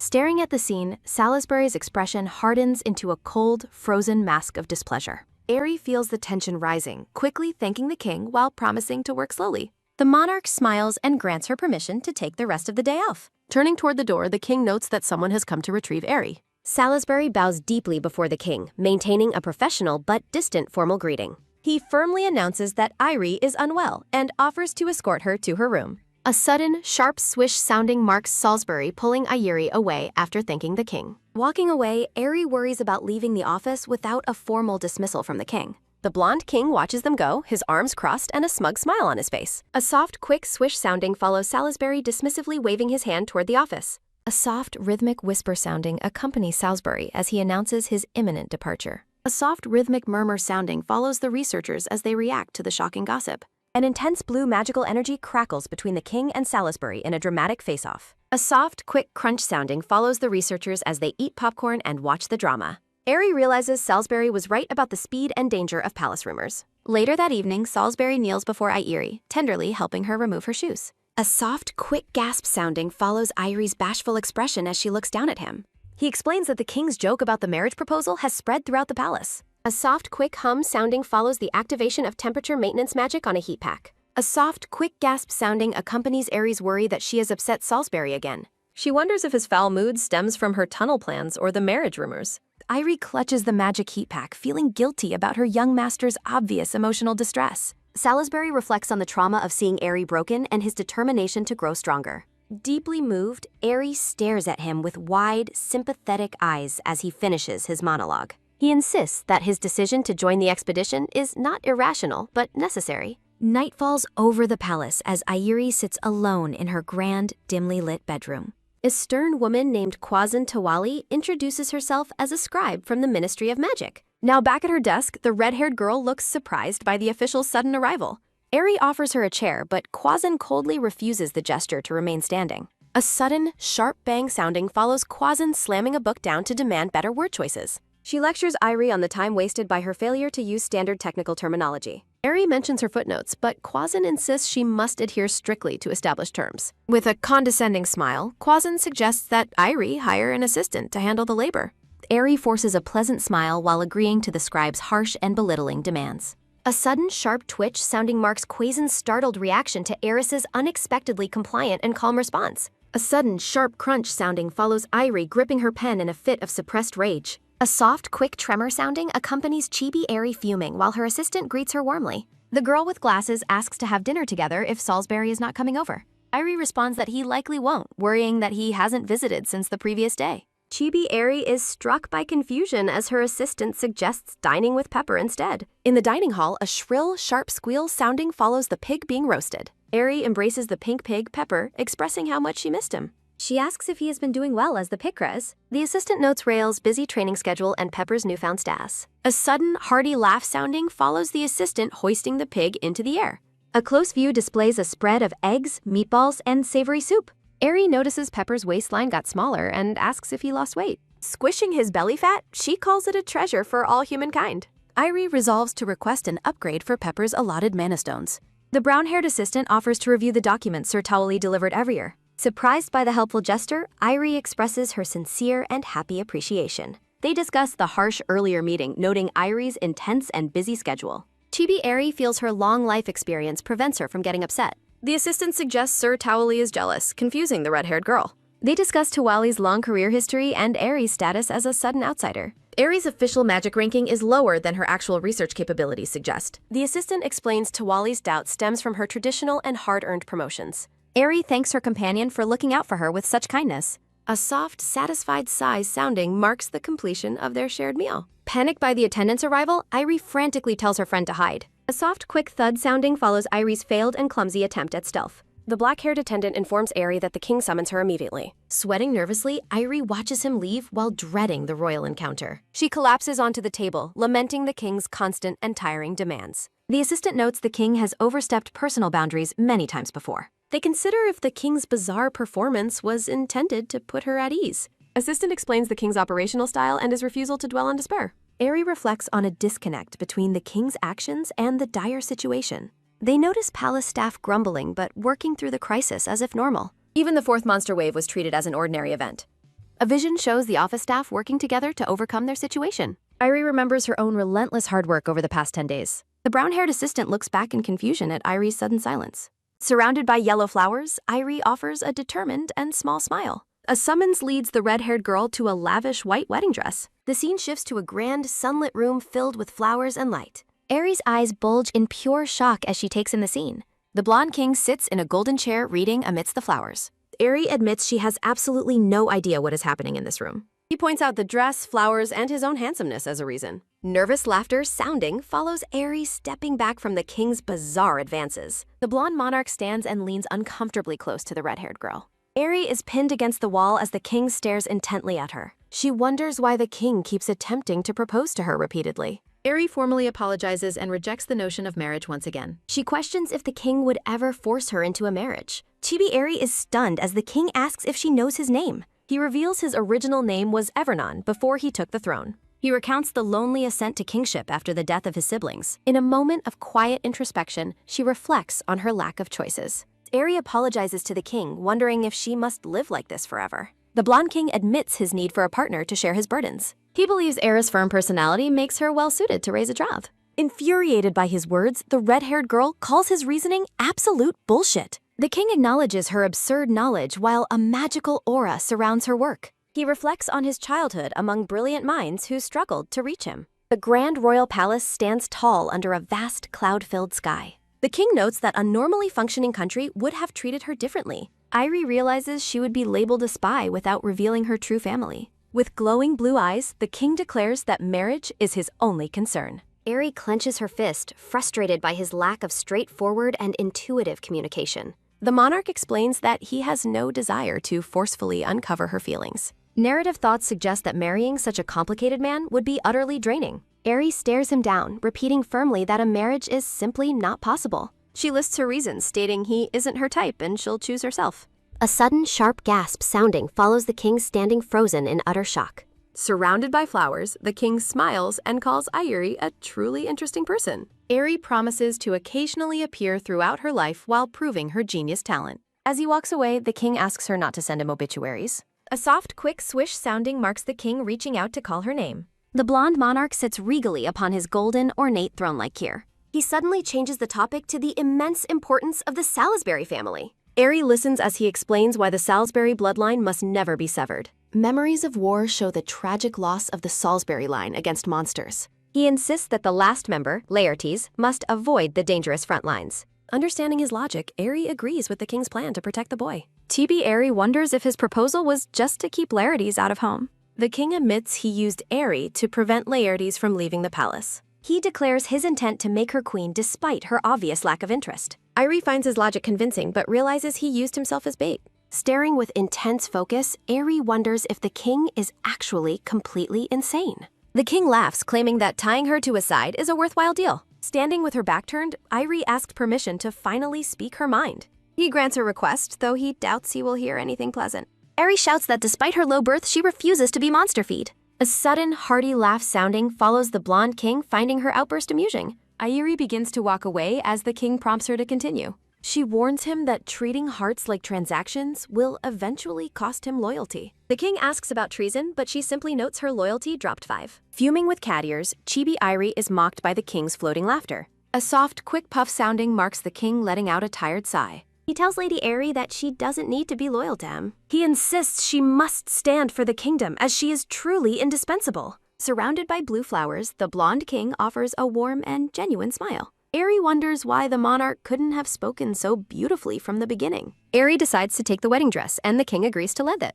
A soft, quick creak sounding marks the heavy door being opened once again. Struggling with the massive gown, Airi exits while a black-haired man watches her. The black-haired butler bids Lady Airi a safe journey as she hauls the dress. A sudden, hearty laugh sounding follows Airi fuming while holding the white wedding dress. Airi hauls the heavy gown through the hallway as the butler notes her selection. Palace staff whisper about the secret meeting between the king and the red-haired girl. Fenin Mupala vows to inform Lord Laertes about the rumors involving the wedding dress. Fenin approaches the young lord in a field following a successful monster hunt. The burly man sports a proud expression while the young knight stands by. Laertes reflects on his monster hunting duties despite being aware of the palace rumors. The young knight stares downward, doubting the rumors regarding Airi's potential marriage. Standing amidst the ruins, Laertes believes Airi would never agree to marry the king. He remembers Airi as someone who never discussed romance or showed interest in gossip. Airi's life was defined entirely by her relentless dedication to studying and magical research. Narrative thoughts note, she only ever showed concern for Pepper's health and academic progress. Laertes believes she typically avoids emotional closeness with anyone outside her immediate circle. Because he overthinks decisions, he once believed they were a logically sound match. A troubled, quick step sounding follows Laertes walking down the castle stairs alone. Chibi Airi insists she has no worries, unaware of the knight's internal turmoil. Laertes fumes over the king's romantic advances and the way he touched Airi's neck. He looks at the couple from afar, admitting he has no right to feel angry. A soft, quick swish sounding marks Laertes approaching the door to Airi's room. Standing in the hallway, the young knight calls out to Airi with a heavy heart. Airi is buried under the massive, annoying wedding dress while collapsed on the floor. She complains that the dress is a burden that steals her sleep and space. Laertes stands in the bedroom staring at the disheveled girl and the dress in silence. Airi warns the young master to be careful of the king's mischievous nature. She explains that the blonde monarch finds great pleasure in messing with people's lives. Airi leans in close to his face, demanding to know if he is paying attention. She labels the king a complete lunatic and orders Laertes to stay far away. Chibi Airi bobs her head with an emphatic and angry shout of agreement. Laertes watches her with a tired expression, thinking she is as ruthless as ever. Airi admits that receiving such lavish gifts from the king still feels quite unpleasant. She explains that she got a stand because she couldn't leave the dress gathered. Airi offers a bright, genuine smile while asking the young master for his help. Chibi Airi whines that folding the massive gown alone will take her all day. A soft, quick rustle sounding follows Laertes reaching out his hand to help her. He admits feeling pathetic while assisting with a gift from his primary romantic rival. The two share a brief and intense look while handling the delicate white fabric. Airi notes that the knight's eye color remains exactly the same as in childhood. A soft, tired sigh sounding follows his realization that she still sees him as a child. Airi dismisses the king's marriage proposal as an exhausting and meaningless performance. Laertes is visibly stunned by her casual dismissal of the king's apparent romantic intent. Airi mocks the king's nasty personality with a smug and dark expression. Laertes realizes Airi believes the entire public scandal is just an elaborate play or act. A vision displays the complicated dynamic between the king, the mage, and the secret knight. Laertes clenches his hand, contemplating the reality of his role in this supposed play. He asks with concern if she truly has no intention of marrying the king. Airi laughs, declaring marriage is out of the question as the king isn't her type. The young knight looks away in silence, processing her blunt and definitive rejection. Airi watches him curiously as he continues to help her with the massive dress. Laertes offers a warm smile, resolving to handle things his own way in this play. They finish neatly folding the gown and crown, and Airi announces the task is complete. Airi looks surprised as Laertes asks what she plans to do with the dress.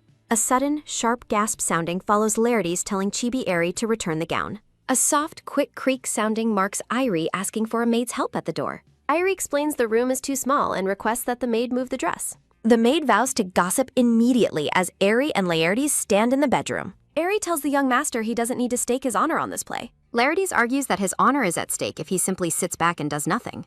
Airi questions his dramatic acting while he finds her way of putting it interesting. The handsome blonde man stares intently with his striking green eyes. A soft, quick swish sounding follows Larity's leaning in close to the red-haired girl. Sparkling pink flowers bloom beautifully in a moment of quiet, romantic tension. A black-haired man declares that they still have things to discuss. A soft, quick swish sounding follows him approaching silver-haired Evangeline and her growling dog. A soft, quick rustle sounding follows Evangeline shushing Rex and greeting the bin. The black-haired man is visibly surprised to learn that she was waiting for him. A soft, rhythmic click sounding follows Evangeline noting that the Duke smells of alcohol. She stares directly at the black-haired man and asks if he is currently drunk. An unsteady, quick stumble sounding follows the Duke sighing while Evangeline watches him. A soft, quick hiccup sounding accompanies her memory of his typically high alcohol tolerance. Evangeline wonders how much he drank before he softly calls her name. She tells the man to rest and says she will call for someone's help. The Duke stops her, asking if she truly intended to end their engagement. He asks if her absence that day was merely a careless mistake.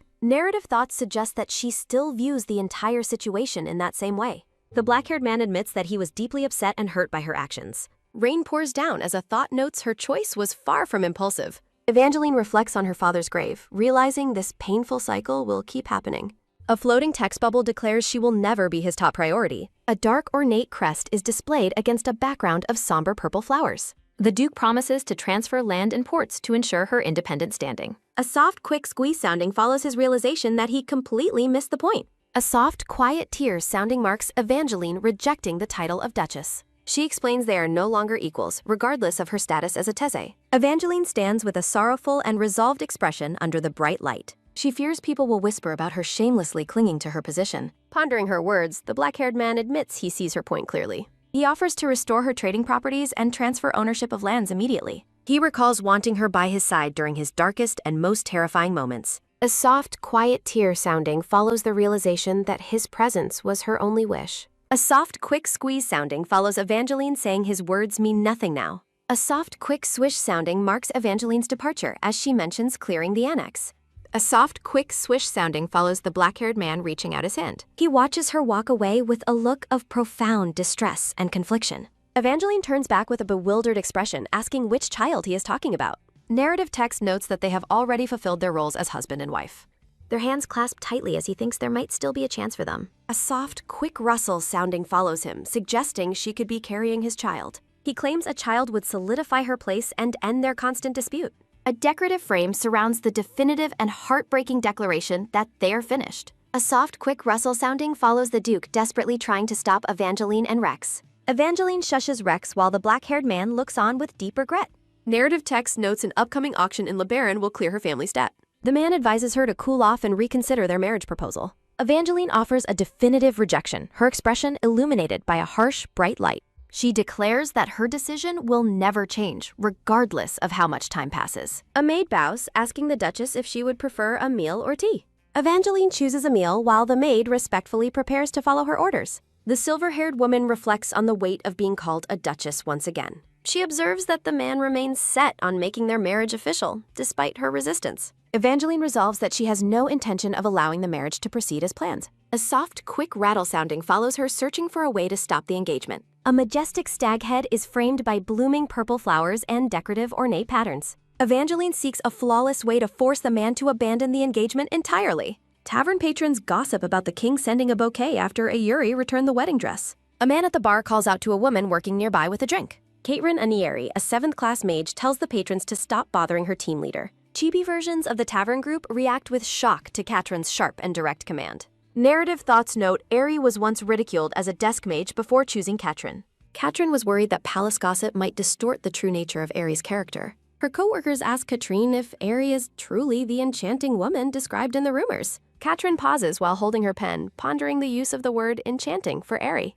She declares that Irie is more of an enchanting magic scholar than a romantic figure. The tavern patrons are confused, thinking her description sounds more like a strange insult. Chibi Katrine laughs, insisting she cannot think of a better way to describe her boss. Despite the rumors spreading, Ivory remained focused on refining complex magical formulas all morning. Ari has a frantic breakdown over the lack of reinforcing magic for their underground tunnel. Katrin tells the tavern group that Ari certainly didn't behave like a girl receiving flowers. Katrin realizes she stayed far too late listening to gossip and must now work overtime. Leaving the office, Katrine decides she should head back to her dormitory for the night. A sudden, sharp ahem sounding echoes through the dark and silent stone hallway. Katrin stops abruptly, her feet frozen on the floor as she hears the unexpected noise. She wonders what made the sound while the atmosphere in the corridor becomes increasingly tense. Narrative thoughts suggest Katrin must ascend the stairs despite her growing fear of the dark. A soft, rhythmic click sounding follows Katrin, cautiously walking up the winding stone staircase. Katrin peeks around the corner with wide eyes, searching for the source of the sound. A soft, quick step sounding marks a dark presence standing on the stairs above her. A sudden, loud shout sounding follows Katrin, jumping back in terror at the unexpected sight. A man's hand trembles with frustration while clutching a large white bouquet of lilies. Katrin is stunned to find Sir Laertes holding the king's infamous and now ruined bouquet. The mage and the knight stand together on the dimly lit stone stairs in silence. Katrin notes that the bouquet from the royal rumors has been completely crushed and ruined. Narrative text suggests that despite the palace scandal, the knight's emotions are undeniably real. Katrin offers a slight smile, realizing that the situation might actually be quite interesting. She asks Sir Laertes where he is headed at such a late hour of the night. Katrin introduces herself as a new researcher at the Practical Magic Engineering Lab. Chibi Cat Katrin finds the sight of a man in love to be incredibly entertaining. A sudden, quick rustle sounding follows Katrin, noting that the flowers are badly bent. Laertes looks down, stating that flowers are living things, and unlike dresses, they can die. Katrin warns that the king will be displeased if the bouquet is returned in that state. The young knight thanks her for the advice before continuing on his way alone. Hands tremble while clutching a stack of papers as a thought notes a correct guess. Standing on the dark stairs, the black-haired woman tells Laertes he faces a difficult challenge. A soft, sharp ping sounding marks the blonde man looking stunned as if hit by truth. The black-haired woman observes his honest face and realizes she cannot resist meddling in his affairs. A soft, quick tap sounding follows her, deciding that a bit of interference might be helpful. Leaning in close, Katrin advises the blonde knight to display his relationship for everyone to see. Katrin tells Laertes to build a wall around his relationship that no one can ever break. The silent, torchlit stone corridor remains empty following their tense and private exchange on the stairs. A soft, quick hum sounding follows Katrin, realizing his stoic face makes his thoughts impossible to read. A soft, quick rustle sounding follows Katrin, bidding him goodnight and hoping for a deeper conversation later. A soft, quick swish sounding marks the blonde man walking away after softly offering his thanks. The blonde knight continues down the dark stairs alone while still clutching the ruined white bouquet. A soft, quick swish sounding follows Katrin, realizing he is more than just a magic-obsessed freak. A soft, heavy sigh sounding accompanies the red-haired Irie, reflecting on her past belief in magic. A soft, heavy sigh sounding marks the research team sitting together in a state of shared exhaustion. Aerie passionately explains that the tunnel project must endure for centuries, even without any magical support. Dark, jagged patterns fill the frame as the atmosphere becomes increasingly heavy and oppressive with stress. Narrative text explains that maintaining the tunnel with minimal magic was the project's most critical goal. The scene displays a complex construction scaffold while noting they studied real-world methods for precision. Wispy smoke drifts across the frame as a thought notes everything went perfectly until that point. A soft, quick rattle sounding follows hands trembling while struggling to place a small wooden block. A sudden, loud clatter sounding follows a wooden model collapsing while Irie and her coworker groan. Narrative text notes that following a detailed architectural plan proved impossible for mages without prior experience. A massive pile of scattered wooden blocks remains as a failed attempt to help the workers. A soft, quick ripple sounding follows the red-haired girl, insisting that they must follow the blueprint exactly. Behind her back, the team members look at the complex diagrams with looks of complete confusion. Chibi Aerie lets out a heavy sigh while admitting they have found no solution at all. Bright flowers bloom as a teammate wonders if they should really be meeting in the garden. Aerie explains that clearing their heads and getting sunlight is a vital part of their job. Chibi Aerie observes that her team looks like zombies due to their severe lack of sunlight. A soft, quick rustle sounding follows Irie, noticing a sudden movement in the bushes behind her. A soft, quick rustle sounding follows the red-haired girl, spotting an unfamiliar old woman nearby. A soft, quick hum sounding follows Aerie, realizing there must be a caretaker she hasn't met. Tea and fruitcakes are served as Chibi Aerie and her team begin their outdoor meeting. Heavy sighs fill the air as the team remains stuck without any answers for their project. A soft, quick swish sounding marks a gray-haired old woman asking if this is the tunnel project. Irie turns around with a look of wide-eyed shock at the old woman's unexpected presence. The red-haired girl is stunned to realize this is the same old woman from before. A soft rhythmic tap sounding follows the old woman asking to try something while Irie nods rapidly. A soft, quick swish sounding follows the team watching as the old woman inspects the architectural plan. A soft, quick whoosh sounding marks the gray-haired woman casting a vibrant green-colored magic spell. A sudden, loud cheer sounding follows a massive green magical construct of the tunnel appearing. Aerie watches in total disbelief with her hands over her mouth as the magic unfolds. The brilliant green magical structure continues to swirl and expand under the old woman's expert control. A sudden loud cheer sounding accompanies the team's amazement at the beautiful and precise magical display. A soft, quick hum sounding follows the old woman pointing out a structural flaw in the arch. The old woman asks about using monster bones, and the brown-haired girl rushes to fetch them. A sudden loud shout sounding follows the realization that a powerful benefactor has finally appeared. A soft, quick whoosh sounding follows the old woman, creating a perfect magical model for the workers. A soft, quick squeeze sounding marks the red-haired girl clasping the old woman's hands in deep gratitude. Irie clasps the old woman's hands, asking who she truly is. The old woman claims to be a simple caretaker, but Irie persists. A sudden, loud shout sounding follows Yuji Kaylee bursting onto the scene. The old woman looks sheepish while Yuji approaches his long-lost master. Yuji scolds his mentor for not coming to see him first. Eri is stunned to learn the woman is Yuji Kaylee's mentor. Eri plots to become Yuji's apprentice to stay near the Archmage. She realizes that being his apprentice makes her a grand apprentice. Laughter rings out from the garden where the group is gathered. Palace staff gather to see the famed benefactor and the tunnel. Eri is shocked to see the Minister of Magic bowing deeply. She wonders why a powerful Archmage spent years tending a garden. Irie notes that the mysterious woman doesn't even have a name. Eri asks if the woman could replicate the tunnel underground. The old woman explains that such a task is not possible. Chibi Eri looks utterly defeated by the sudden, flat rejection. Eri apologizes for overstepping, calling herself an overly eager grand apprentice. The woman is delighted, though Yuji denies Eri is his student. Eri insists his research was the foundation of her magical studies. The garden remains full of chatter as the group stands together. Eri worries she might have been burdening the fairy granny too much. A sudden, quick rustle sounding follows a hand landing on Eris's shoulder. A sudden, quick gasp sounding marks Irie jumping at the unexpected touch. Rael smiles warmly, noting how noisy the garden has been all day. Eri asks if the rumors reached him after he finished his duties. She describes the old woman's unmatched mana control and spell technique. Eri notes the restrictions on the woman's magic were supposed to be secret.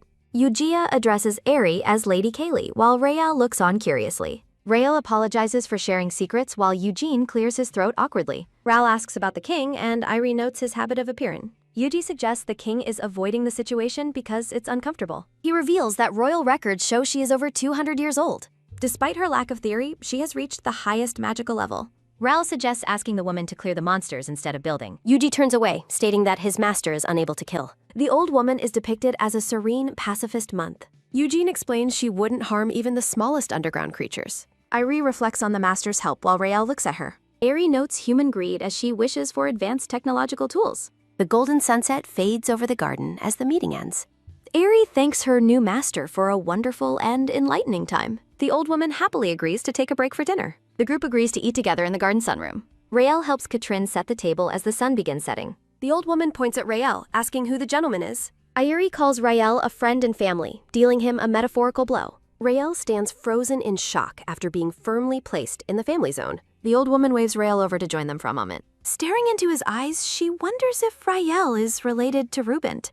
Irie looks on with wide eyes at the sudden, mysterious revelation. A sudden, soft heartbeat sounding follows Rael looking stunned as he experiences a powerful realization. A soft, quick heartbeat sounding follows the blonde man asking if she knows his father, Reuben Salisbury.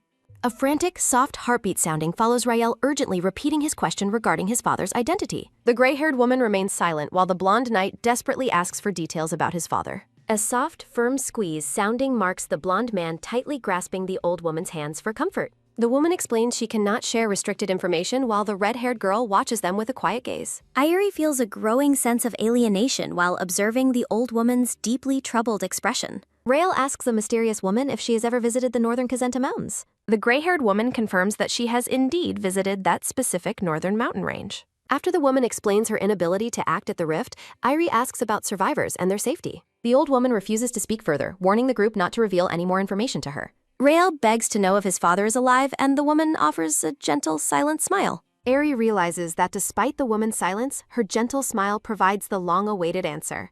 A profound relief washes over the garden as narrative text reveals that Grand Duke Reuben Salisbury is alive. A soft, quick swish sounding follows Rael bowing low and offering his profound gratitude. Still kneeling, the blonde knight repeats his heartfelt thanks while holding the old woman's hands. A soft, quick swish sounding follows the woman comforting the crying knight during these sorrowful times. Eri watches the scene with a pensive expression as Rael continues to sob with relief. Narrative text explains that the Archmage's restrictions prevent her from sharing or hearing too much information. A sudden, quick shout sounding follows the old woman staring intently at the red-haired girl. The gray-haired woman offers a warm, radiant smile that fills the space with peaceful light. A soft, heavy sigh sounding follows Aerie deciding this mysterious woman is her essential magical benefactor. Aerie tells Rael to stop crying while privately noting how vital the woman is for her project. A few days later, a hand pins complex magical diagrams to the team's planning board. The scene displays the project board as narrative text notes construction on the underground tunnel has begun. Aerie stays incredibly busy as the tunnel construction moves forward like a well-oiled machine.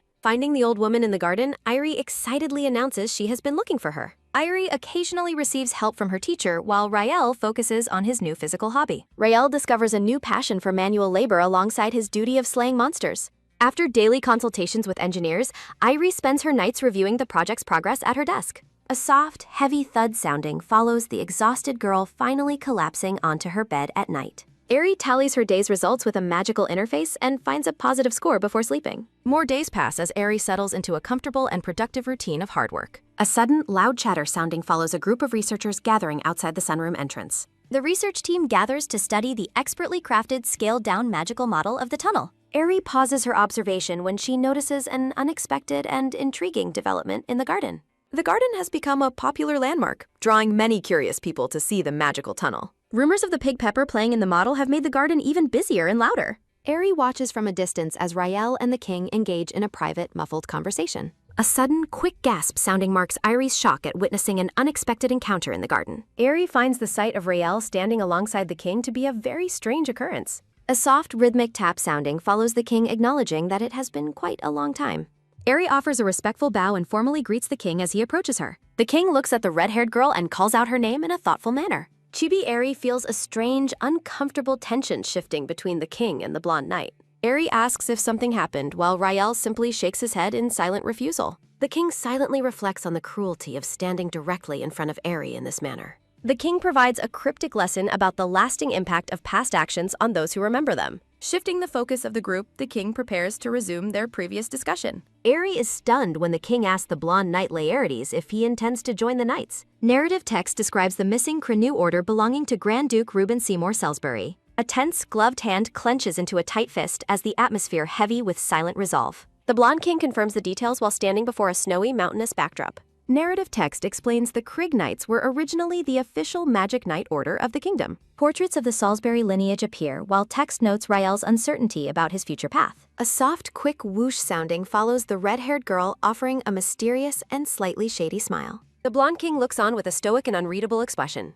The king asks about the knight's confidence, and Rael firmly affirms his commitment. The king accepts the answer, while Chibi Aerie looks on with immense relief. The king stares ahead with a focused and determined gaze. A sudden, quick tap sounding follows the king approaching Aerie and noting her recent busy schedule. Aerie mentions her reports while the king praises her meticulous work and suggests teaching others. Narrative text reflects on someone neglecting their duties while the garden sunlight filters through the trees. The king stands beside Aerie while a mysterious silhouette looms in the background. A sudden, sharp crackle sounding marks the king and Rael exchanging an intense competitive glare. A soft, quick swish sounding follows flower petals drifting through the bright garden air. A gloved hand reaches out to catch a falling petal in midair. The king removes a petal from Aerie's face, prompting a cheerful thanks for the brawl. The group stands together in the sun-drenched garden as the tension begins to dissipate. The king wonders why they are all standing so close in such a wide space. The king observes the group's cheerfulness and concludes that their previous charade has finally ended. Chibi Aerie wonders if this is peace, while narrative text humorously labels her as clueless. Chibi Aerie looks bewildered as the men leave the garden without offering a proper goodbye. A few days later, Aerie greets her research team while they work on the tunnel muckle.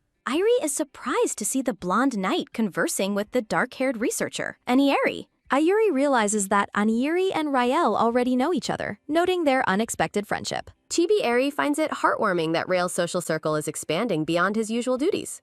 Inside the lab, a hand points to a report detailing the finalized construction team assignments. The dark-haired woman, Anieri, remains silent while looking down with a troubled expression. Anieri addresses the team leader, catching Aerie's attention during the meeting. Standing up, Anieri announces she has something important to share with the group. Chibi Aerie looks surprised at the sudden interruption from her usually quiet team member. Aerie privately reflects on Anieri's infamously unsociable nature and her surprising empathy toward Rael. Aerie asks if there is a problem, prompting a hesitant reaction from the researcher. A soft, quick tap sounding follows Anieri and the brown-haired Katrin exchanging a knowing look.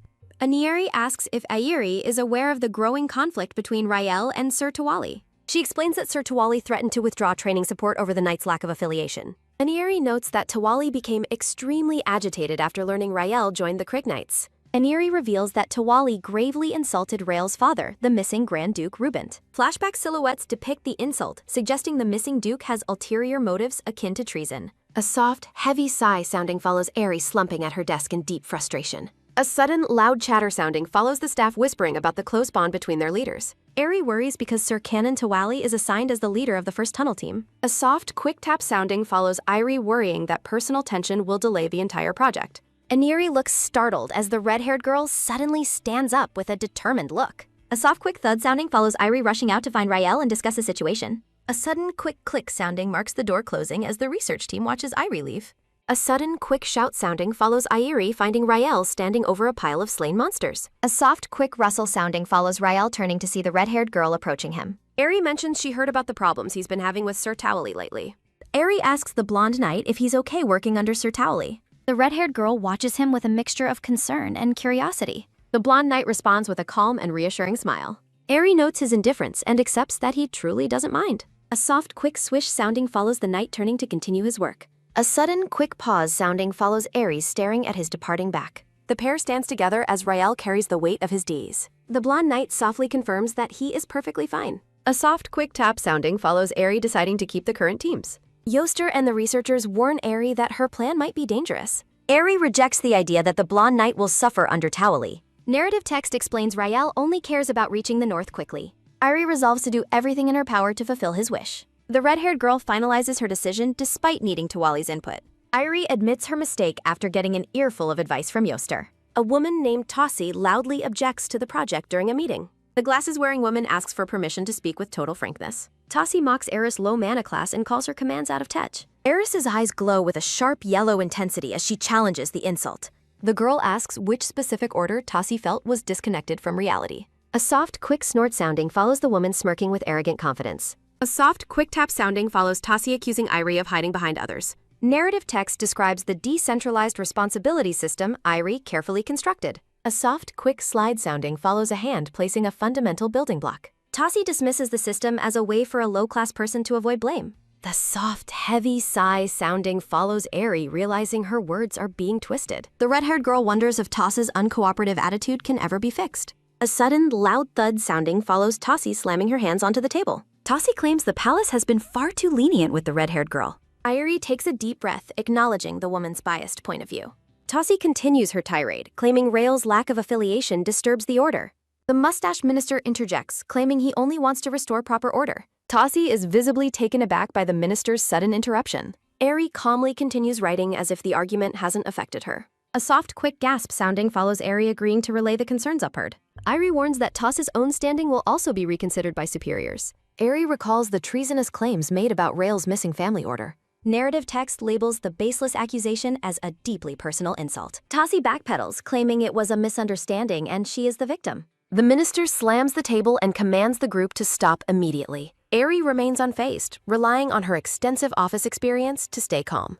The group decides to move past the conflict and address the main Atumba. Tossie suggests considering a replacement for the current vacancy. A sudden, loud thud sounding follows the proposal to expand the tunnel. The mustached minister asks for the specific direction of the new expansion. Aerie states with absolute certainty that the new direction will be south. A soft, quick whir sounding follows the group reacting to the southern proposal. Narrative text mentions a woman who hid her nobility to become a maid. The scene shifts to the bright, open garden area outside the chambers. Tossie sits alone on a garden bench, looking deep in thought. Aerie stands in the sunlit garden holding two large wooden mugs. A soft, quick clink sounding follows Aerie and the glasses-wearing Tossie sitting on a bench. Aerie mentioned she came to hear more from Secretary Tawali through her aide. Chibi Aerie reflects on her heated reaction to Tawali's insults against Rael's father. Tossie warns that the king's interest in the girl will not last forever. The glasses-wearing woman continues her lecture, mocking the red-haired girl's immaturity. Aerie realizes the underlying motive behind Tossie's harsh and sudden advice. Chibi Aerie reflects on her lack of understanding for romantic cliches and dramas. Silent figures observe the garden conversation from the shadows of the nearby trees. Aerie wonders if there are more eavesdroppers listening in than she originally suspected. A soft, quick clatter sounding follows coffee cups being placed in the minister's office. Ministers Katusha and Rotusha discuss sensitive matters while sharing a pot of coffee. Minister Katusha evaluates the romantic prospects of candidates Laertes and Tebernin for the girl. Chibi, Airy, and Riel remain stoic while the minister notes their similar personalities. The terrified ministers resolve to only speak kindly of the blonde knight from now on. A soft, quick clink sounding follows the two men toasting to their appeasement plan. The ministers discuss finding a suitable bride for the king from the north. The research team gathers in their lab to discuss the results of the meeting. The staff excitedly celebrates Aerith's confrontation with the arrogant Secretary Tawali. A sudden, quick whoosh sounding follows Anieri suddenly standing up to address the team. Anieri makes a dramatic declaration about withdrawing their support for the current leadership. A sudden, loud roar sounding follows the research team pledging total loyalty to Irie. The scene shifts to a restaurant where Anieri speaks with the blonde knight. The blonde knight calmly eats his meal while listening to the researcher's story. Anieri suggests the knight should be pleased with Aerie's protective and satisfying revenge. The blonde knight reacts with genuine confusion to the idea of needing revenge. He dismisses the need for vengeance, affirming his ability to handle his own problems. Anieri is surprised by the knight's unexpectedly generous and detached point of view. Anieri warns that many people will return to keep the Salisbury family in check. The blonde knight questions if the secretary's behavior was truly motivated by the knights. Rael appreciates that the secretary respected the boundaries of Era's important word. A sudden, quick whoosh sounding follows Anieri jumping up in shock at his generous perspective. Rael prioritizes the smooth progress of construction over personal feelings or petty insults. Anieri wonders if the knight is truly kind or simply insensitive to social slights. Rael affirms that Erie made the correct choice for the sake of the project. Anieri smiles despite feeling slightly uneasy about the resolution of the conflict. The blonde knight smiles warmly while holding a small pink pig-like creature. A soft, long creak sounding follows Irie standing before the secretary's office door. A soft, heavy sigh sounding follows Airy being denied an audience with the secretary. A soft, quick scritch sounding follows Airy writing a letter to deliver her message. The letter confirms the red-haired girl's report to exclude Lord Towley from the project. Tassie reads the letter where Airy refuses to apologize for her recent behavior. Tassie stands in the dark hallway contemplating the message regarding future regrets. A soft, heavy sigh sounding follows Airy reflecting on her desire to change the world. A magical structure begins to take shape as the project nears completion.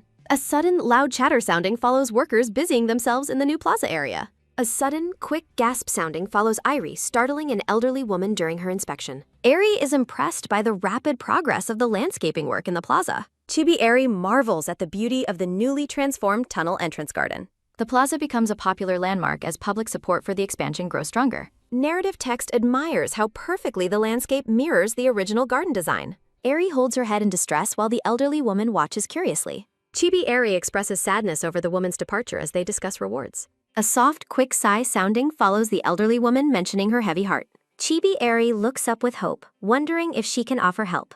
The elderly woman gazes at the flower field and mentions her homesickness. Irie smiles kindly, respecting the woman's privacy regarding her mysterious hometown. Narrative text describes the woman's mastery over blooming flowers and fruiting trees. The elderly woman carefully tends to the vibrant yellow roses in the field. The woman explains her deep love for the process of making nature blossom. The gray-haired woman praises Irie for achieving a high state of magical mastery. Narrative text reflects on understanding the connection between magic and the natural elements. A soft, quick chuckle sounding follows the woman crediting Airy for her delayed departure. A soft, quick rustle sounding follows the woman reaching into her bag for a gift. The elderly woman reveals a rare, leafy plant to a surprised Irie. The woman presents the hard-to-obtain rustium flower in her cupped hands. Airy stares in shock as she repeats the name of the rare flower. A soft, quick hum sounding follows the woman remarking on Irie's fitting name. The rustium plant begins to glow and transform within the woman's grasp. A soft, quick sparkle sounding follows the vibrant yellow petals opening into full bloom.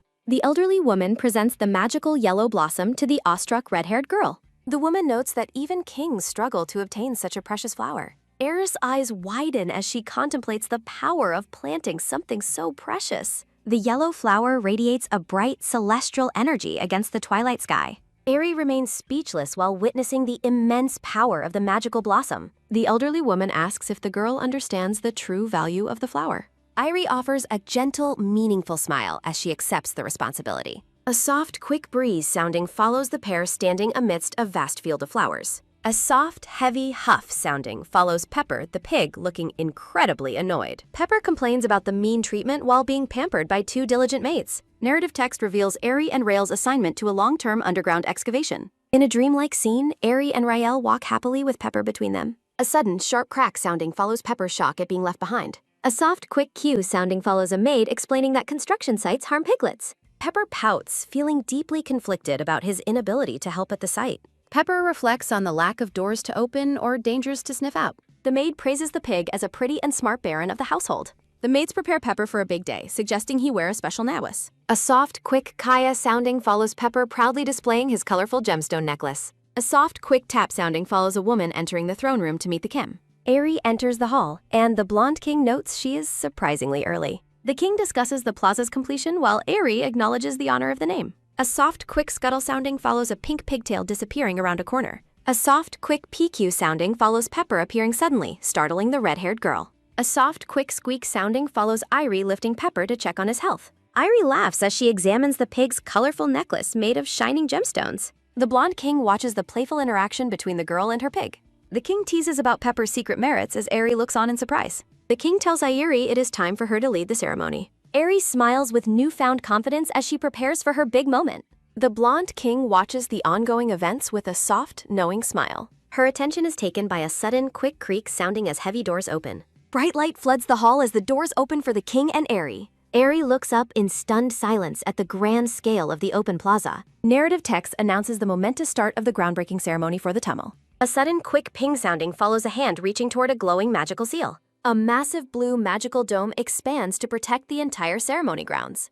The king invites Aerie to descend as Pepper stands loyally by her side. A sudden, quick step sounding follows the pair walking across the vast stone plaza. Musical notes drift through the air as the procession moves toward the tunnel entrance. A sudden, quick thud sounding follows boots stepping firmly onto the ritual platform. Aerie and the king stand before the ancient, intricate seal of the excavation site. The king reflects on the humble position of humanity when facing nature's might. The king gazes forward with an intense focus on the task at hand. Pepper the piglet looks up with a resolute and ready expression. The blonde king commands Aerie to officially announce the beginning of the construction. A sudden quick whoosh sounding follows Pepper's shadow stretching as he prepares a war. Pepper's eyes narrow with fierce determination as he draws in a deep breath. A sudden, loud roar sounding follows Pepper unleashing a powerful shout at the seal. Aerie winces and covers her ears from the sheer volume of Pepper's cry. The red-haired girl is stunned by the physical force behind the piglet's roar. The crowd in the stands watches with wide eyes, wondering what is happening. Mana swirls at an incredible speed, filling the magical circle with intense light. Aerie watches in awe as a bright beam of energy pierces the seal. A sudden, quick zip sounding follows a concentrated blast of light shooting upward. A massive beam of magical energy blasts a path deep into the earth. Irie and the king remain calm as the incredible display of power unfolds. The crowd erupts into cheers, shouting Pepper's name in celebration of the feat. Pepper stands firmly at the tunnel entrance, gasping for air after his exertion. A massive pillar of energy continues its deep excavation into the mountainside. Pepper remains at the forefront, panting heavily from the massive output of mana. The people in the plaza continue to cheer wildly for the heroic piglet. The king explains that Pepper's unique ability allows him to activate mana with sound. Aerie reacts with pure shock, while the king finds her disbelief quite amusing. A memory shows monsters fleeing in terror as Pepper patrols the nearby grounds. Aerie acknowledges Pepper's greatness as she gently pets the proud, tired piglet. A soft, quick pat sounding follows Irie comforting her mystical companion in the sun. A sudden, quick groan sounding follows a worker pushing a heavy cart underground. A commander bellows orders to the teams, directing them to their assigned sectors. Aerie watches the intense activity as the groundbreaking effort moves into high gear. Narrative text outlines the vision of the tunnel reaching the distant northern cliffs. Narrative text emphasizes the hope that this path will bring people back home. A sudden, quick cough sounding follows Aerie turning to see the king behind her. The blonde king has changed into an elegant suit for his site visit. He mentions the dust and dirt as he looks over the busy construction area. Chibi Aerie wonders why the king claims his poor eyesight prevents him from walking. Aerie offers her assistance to guide him to a safer spot for inspection. Narrative text notes this location will serve as the future site for command. A sudden quick clatter sounding follows a worker dropping a wooden crate nearby. Chibi King offers the crate to Irie as a place to sit and rest. Aerie bluntly tells the blonde king that he should stay away if he dislikes the environment. The king responds with a sharp, silent glare directed at the red-haired girl. A massive, intricate blue magical seal glows brilliantly at the base of the construction site. Rael focuses his energy, channeling a fierce stream of mana through his outstretched arms. Irie defends Rael's work ethic when the king questions the young man's motives. The king and Irie discuss Rael's intense, singular focus on eradicating monsters. The king points out that Rael avoids social gatherings and simple pleasures. Aerie reacts with pure shock when the king compares her personality to Rael's. He clarifies that their motivations differ, though Aerie secretly acknowledges her own spiteful drive. The king decides to implement a special plan to prevent Rael from overworking. Aerie is tasked with submitting a daily report on Rael's mental state. The blonde king makes it clear that Rael's well-being is now her personal responsibility. A soft, quick tap sounding follows the king, emphasizing his point with a gesture. Aerie begrudgingly accepts the new duty of managing the young lord. The king reminds her that her daily logs must be meticulously accurate. A sudden, quick skitter sounding follows a small bug crawling toward the king. Both Aerie and the king lose their composure upon seeing a giant centipede. Aerie panics and prepares an explosive mana activation to deal with the pest. A sudden, loud bang sounding follows small explosions, destroying the oversized insect. Aerie feels a wave of dizziness as she realizes she depleted her mana. The king catches the red-haired girl as she nearly faints from exhaustion. A soft, quick rustle sounding follows a hand clutching a shoulder for stability. The king reflects on Aerie's surprisingly small stature as he supports her. A sudden, heavy rumble sounding follows the tunnel ceiling beginning to cave in. Aerie quickly alerts the workers to evacuate the dangerous area immediately. Rael acts decisively, conjuring a massive blue barrier to stop the falling debris. The workers sigh in relief as the young lord successfully prevents a disaster. Rael struggles to remain upright, panting heavily while suffering from a nosebleed. Aerie rushes to Rael's side, scolding him for risking his life with such magic. Rael questions his own appearance while Aerie desperately tries to assist him. Chibi Rael insists he is fine despite the obvious physical toll of his efforts. The king finds the duo's chaotic bickering to be quite amusing.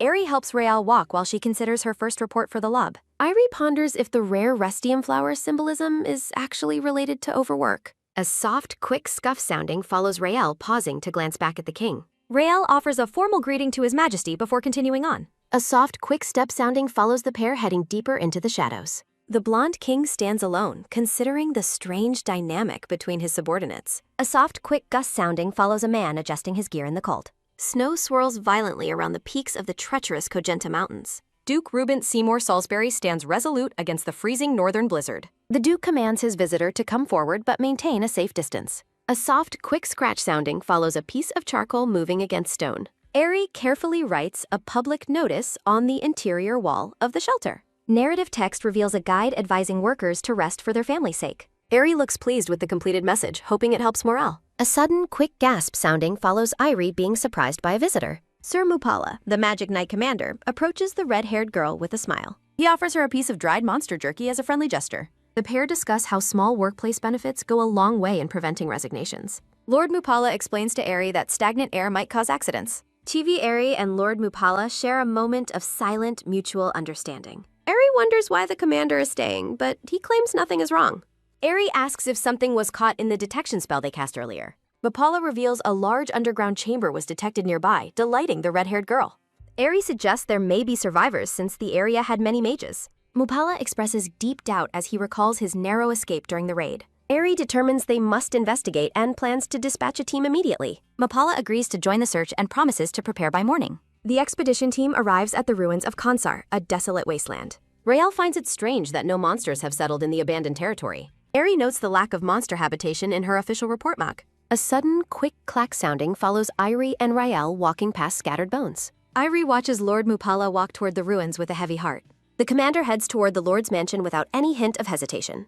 Aerie realizes the path must hold deeply traumatic memories for the commander. Aerie records the sighting of a flying monster while worrying for the unit. They arrive at the site where the underground chamber was originally detected. Mupala sees no survivors or tampering, and Rael asks for their next move. Mupala suggests a thorough investigation of the chamber before they head back. The blonde-haired man agrees to start the search of the mansion's ruins. A soldier alerts his superior that they have discovered traces of a pit. Rael confirms there is a hidden opening beneath the debris and vegetation. Aerie remains silent as she observes the depression in the uneven ground. A sudden, quick rustle sounding follows gloved hands uncovering human remains. Aerie gasps in horror as the knights react to a gruesome discovery. They find a partial skeleton cradling a wand in its right arm. Mupala notes the unnatural angle of the neck on the skeletal remains. The commander points out a hidden pit that serves as a potential entrance. Rael decides to use his magic to break through to the chamber. A sudden, loud crack sounding follows a magical seal blasting the earth open. A sudden, quick flash sounding follows a pillar of light erupting from the ground. A sudden, heavy thud sounding follows the team discovering a circle of skeletons. Aerie and her companions stare in horror at the haunting scene below. A tiny skeleton reveals the tragic fate of a baby among the dead. Aerie logs the discovery of 20 victims who likely died of starvation. Rael orders the remains moved and the basement sealed due to low morale. Aerie sighs with exhaustion, the tragedy weighing heavily on her young mind. The red-haired girl resolves to pull herself together for the team's sake. Raelle offers to help, but Aerie insists she can manage the burial work. The blonde-haired man watches the red-haired girl with a silent, somber expression. A sudden, quick scrape sounding follows the pair finishing the solemn task. A soft, quick pat sounding follows Aerie dusting off her hands after work. Aerie asks Raelle to activate a simple detection circle over the new site. Raelle agrees to the request as Aerie directs him toward the Tegot. Upala warns that monsters may be drawn to them and urges a retreat. Raelle looks back as the knights finish their duties at the pit entrance. Aerie tells the group to let the knights have their final moment. The knights hold a quiet funeral for the victims without any formal ceremony. The expedition team returns to the barracks, greeted by the waiting soldiers. The camp gathers around the fire at night, whispering about recent events and the arrival of a man named Coilson. A gentle request for Aerie to get some rest is made as she stares pensively into the distance. Raelle stands resolutely among the tents, his mind clearly preoccupied with the heavy tasks still ahead of him. He looks toward the camp with a somber expression, his eyes reflecting the flickering glow of the surrounding torches. A sudden quick clap sounding follows Raelle facepalming in a brief moment of overwhelming stress or realization. Raelle sits alone at a wooden table, picking at a plate of food until someone notices his solitude. He explains to the approaching women that the other dispatched units are likely resting from their extreme exhaustion. A soft, quick swallow sounding follows Raelle continuing his meal with a quiet, distant look in his eyes. Workers in the deep excavation tunnel are startled when they suddenly realize Lord Salisbury is standing right behind them. Raelle offers to take over the remaining duties, insisting that the tired laborers go and get some rest. He meticulously inspects the glowing red magic circles, confirming there are no abnormalities or signs of unauthorized intrusion. A soft, quick whir sounding follows Raelle unrolling a glowing scroll filled with complex and shimmering magical scripts. His attention is drawn toward a specific tent where a light remains burning late into the cold night. Raelle concludes that Aerie must still be awake and working, as the silhouette of her activity is visible through the fabric. A soft, quick rustle sounding follows Raelle pulling back the tent flap while carrying a small tray of food and drink. He calls out to Aerie, who was found buried in research at her desk in the center of the warm tent. Aerie looks back in surprise, her hands still busy clutching several important-looking documents. Raelle observes that she hasn't even bothered to change out of her heavy outdoor gear despite being inside for hours. He offers her a cup of hot ginger tea to help her ward off the lingering chill of the worksite. Aerie thanks him for the warmth, and Raelle feels a sense of relief that she is finally acknowledging him. Raelle asks about her progress, and she explains her attempts to refine the efficiency of the detection magic circle. She clarifies that while the range is smaller, it can now detect specific biological mana responses more accurately. Raelle smiles warmly at her dedication, acknowledging that her innovative approach is a truly good idea. They discuss the necessity of maintaining worker morale while mourning those who were lost in the recent disaster. The golden restium flower glows brilliantly within its glass container, casting a soft light over their conversation. Raelle looks at her with a soft, supportive gaze, fully agreeing with her assessment of the current situation. A soft, quick pat sounding follows Raelle placing a comforting hand on the red-haired girl's head to reassure her. He reminds her that those they have lost would want them to remain strong and continue their vital work. They share a quiet, contemplative moment together as the bright, golden light of the tent envelops them both.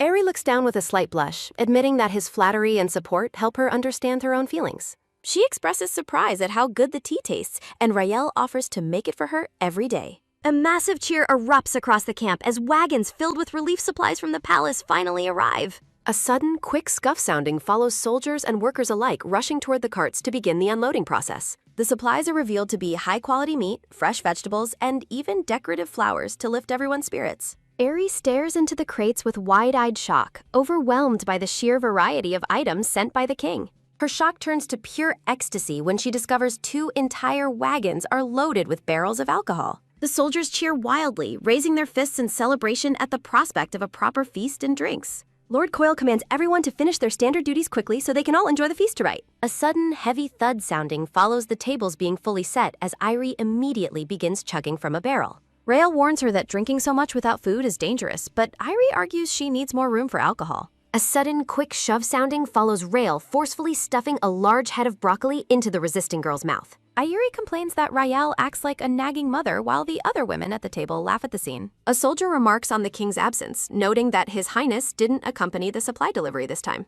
Ron Flamosis sips his drink, reminding the group that a regular site inspection is still scheduled to occur soon. Aerie panics and tells the others to stuff food in Ron's mouth so he won't report her rowdy behavior. Lord Coil laughs, explaining that the king intentionally stayed away to allow them to relax and enjoy themselves fully. The group enjoys the warm atmosphere, remarking that the feast truly makes it feel like the end of the year. A soft, quick tap sounding follows a large wooden mug being placed firmly on the table near the group. Vice Battalion Commander Corbin Viboyer approaches and politely asks the 2 women if he might join their table. A soft, quick scrape sounding follows Corbin sitting down as the blonde woman with glasses welcomes him to the party. Lady Catherine denies having drunk too much when asked if she is feeling all right.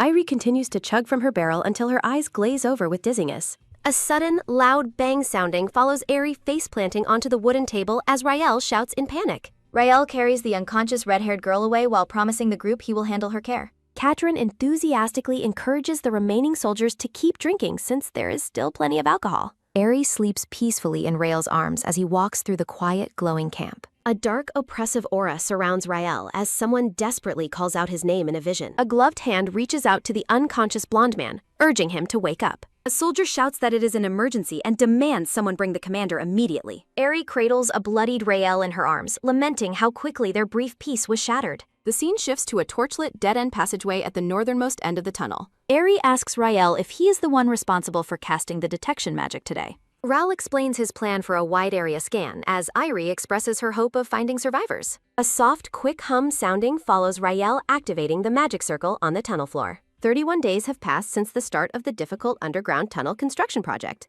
A soft, quick whir sounding follows the deployment of the new bioresponse detection magic circle. Irie reflects on her decision to prioritize the morale of the knights over a thorough search. She sighs heavily, troubled by the fact that they haven't saved a single person yet. Aerie worries about the upcoming southern construction as a group of officers approaches her from behind. Vice Commander Corbin greets the red-haired girl, who admits she has been feeling quite anxious lately. Rael steps forward to begin casting the detection magic while his companions stand by.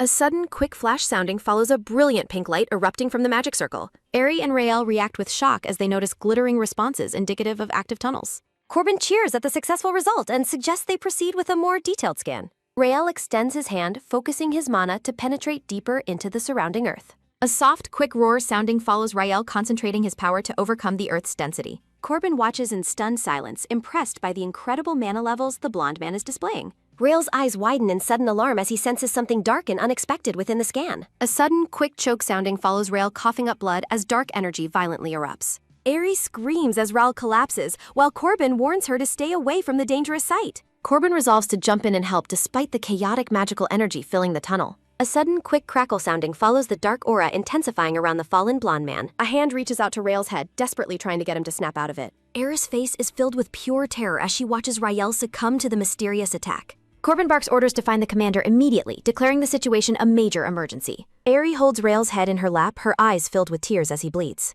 Corbin analyzes the site, concluding that the spell was sabotaged by someone maliciously scattering Rael's mana. The team realizes they aren't just looking for survivors, but are facing a hidden enemy. Inside the command tent, Lord Mapala decides that they must immediately summon Duke Latusha for help. Corbin and Aerie discuss the potential traces and damage left on Rael's magic circle after the attack. Mupala insists that they absolutely require the Duke's unique aid to handle this unprecedented threat. Irie is overcome with guilt, calling herself foolish for not anticipating such a malicious act. A sudden, heavy thud sounding follows Corbin slamming the table to reassure Aerie it isn't her fault. Aerie stares with a sharp, determined focus as Corbin promises they will find their answers soon. A soft, quick patter sounding follows Corbin ordering Aerie to request an express delivery from the palace. Mupala sighs with exhaustion, rubbing his head as the weight of the disaster sinks him.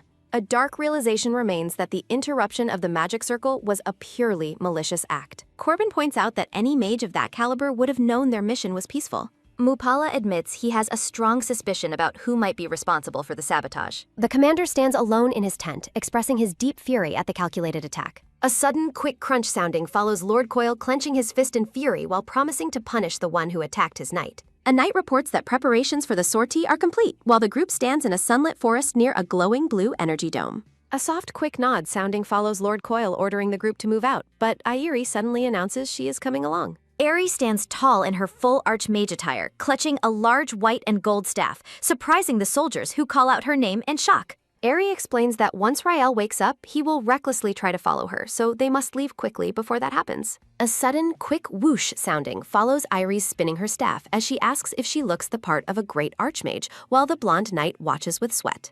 A soft, quick gasp sounding follows Corbin looking nervous, initially thinking her shallow deception might actually be plausible. A sudden, quick shimmer sounding follows Aerie, revealing a glowing mana stone, explaining she prepared a powerful deception to shine brilliantly. Lord Coil grants Aerie command authority except for actual combat, telling her she can do as she pleases. A sudden, quick swish sounding follows Coil swinging his staff as the scene shifts to the group traveling through a forested area. A sudden, heavy thud sounding follows the group standing over a defeated purple beast, estimating they have traveled 3 kilometers northwest. An exclamation marks the discovery of an entrance to an underground cavity as Coil and Aerie look on with surprise. Inside the underground cavity, Lord Coil observes that the spacious area shows traces of having housed about 20 people. Coil orders a thorough search of the area, noting that anyone smart would have already fled. A soft, quick chime sounding follows Coil using his staff to investigate a cooking pot, noticing that traces of a crude concealment spell remain. A soft, quick scuff sounding follows Aerie beginning to draw a magic circle on the floor while Coil thinks the occupants escaped too carelessly. A soft, quick hum sounding follows Aerie attempting to ascertain the opponent's level by tracking and analyzing the mana saturation. Aerie notes that mana is still being used and it seems to be coming from a single person rather than a group.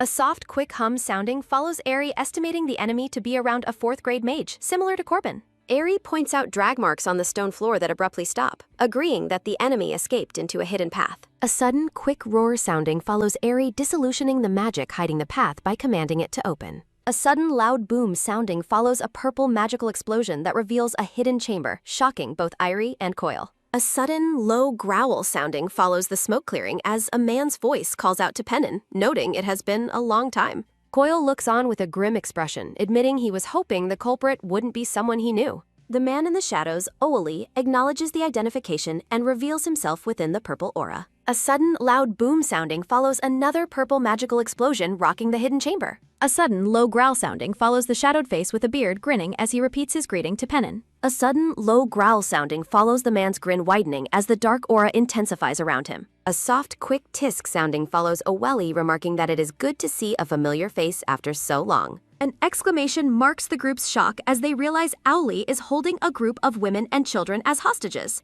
Coil and Aerie look on in horror as Oweli chuckles, his face twisted with a malicious grin. A sudden, loud roar sounding follows Oweli declaring it is time to give his guests a present while raising a dark staff. An exclamation marks the sudden tension as Coil and Aerie prepare for an incoming attack from the villain. A soft, quick tap sounding follows Lord Coil rushing forward with gritted teeth to meet the enemy's offensive. A sudden, loud crash sounding follows Lord Coil clashing his magical staff against Oweli's attack in a burst of blue lightning. A soft, quick crackle sounding follows Coil blocking the attack, realizing that with hostages present, he can only use disabling magic. A soft, quick hiss sounding follows the dark energy swirling as Coil observes that Oweli has grown much stronger. A soft, quick growl sounding follows Oweli walking forward through the dark aura, remarking that the situation isn't fun at all. Aerie stares with a sharp, glowing eye as she prepares her own magic, her hat casting a deep shadow over her face. A soft, quick chuckle sounding follows Oweli mocking Coil, addressing him as Pen and saying it is time for a changing of the guard.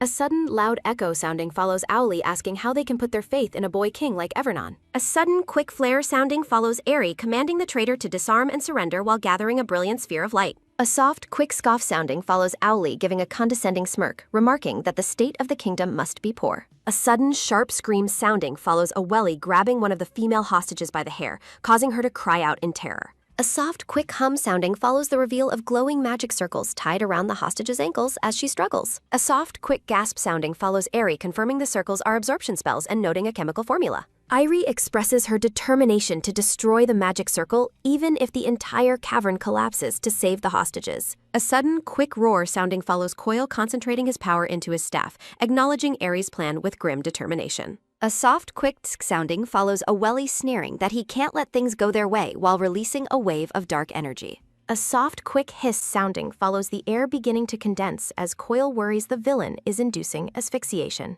A sudden, quick choke sounding follows a woman's agonizing scream as dark purple energy constricts her throat. A soft, quick hiss sounding follows the oppressive dark energy swirling and expanding throughout the chamber. Aerie frantically warns Lord Coil to dispel his magic, explaining the condensed oxygen will cause a massive explosion if he continues. Lord Coil asks for an alternative plan while Oweli laughs maliciously, surrounded by a terrifying purple aura. A sudden, sharp gasp sounding follows Lael appearing from the shadows to seize the villain by the throat. Oweli struggles against the blonde man's powerful grip, demanding to know who has dared to strike him. A sudden, quick swish sounding follows a blur of movement as Lael prepares a finishing blow. A sudden, heavy thud sounding follows Lael delivering a devastating punch that sends blood spraying from Oweli's mouth. Aerie and the knights watch in stunned silence as the blonde man effortlessly dismantles the dangerous threat.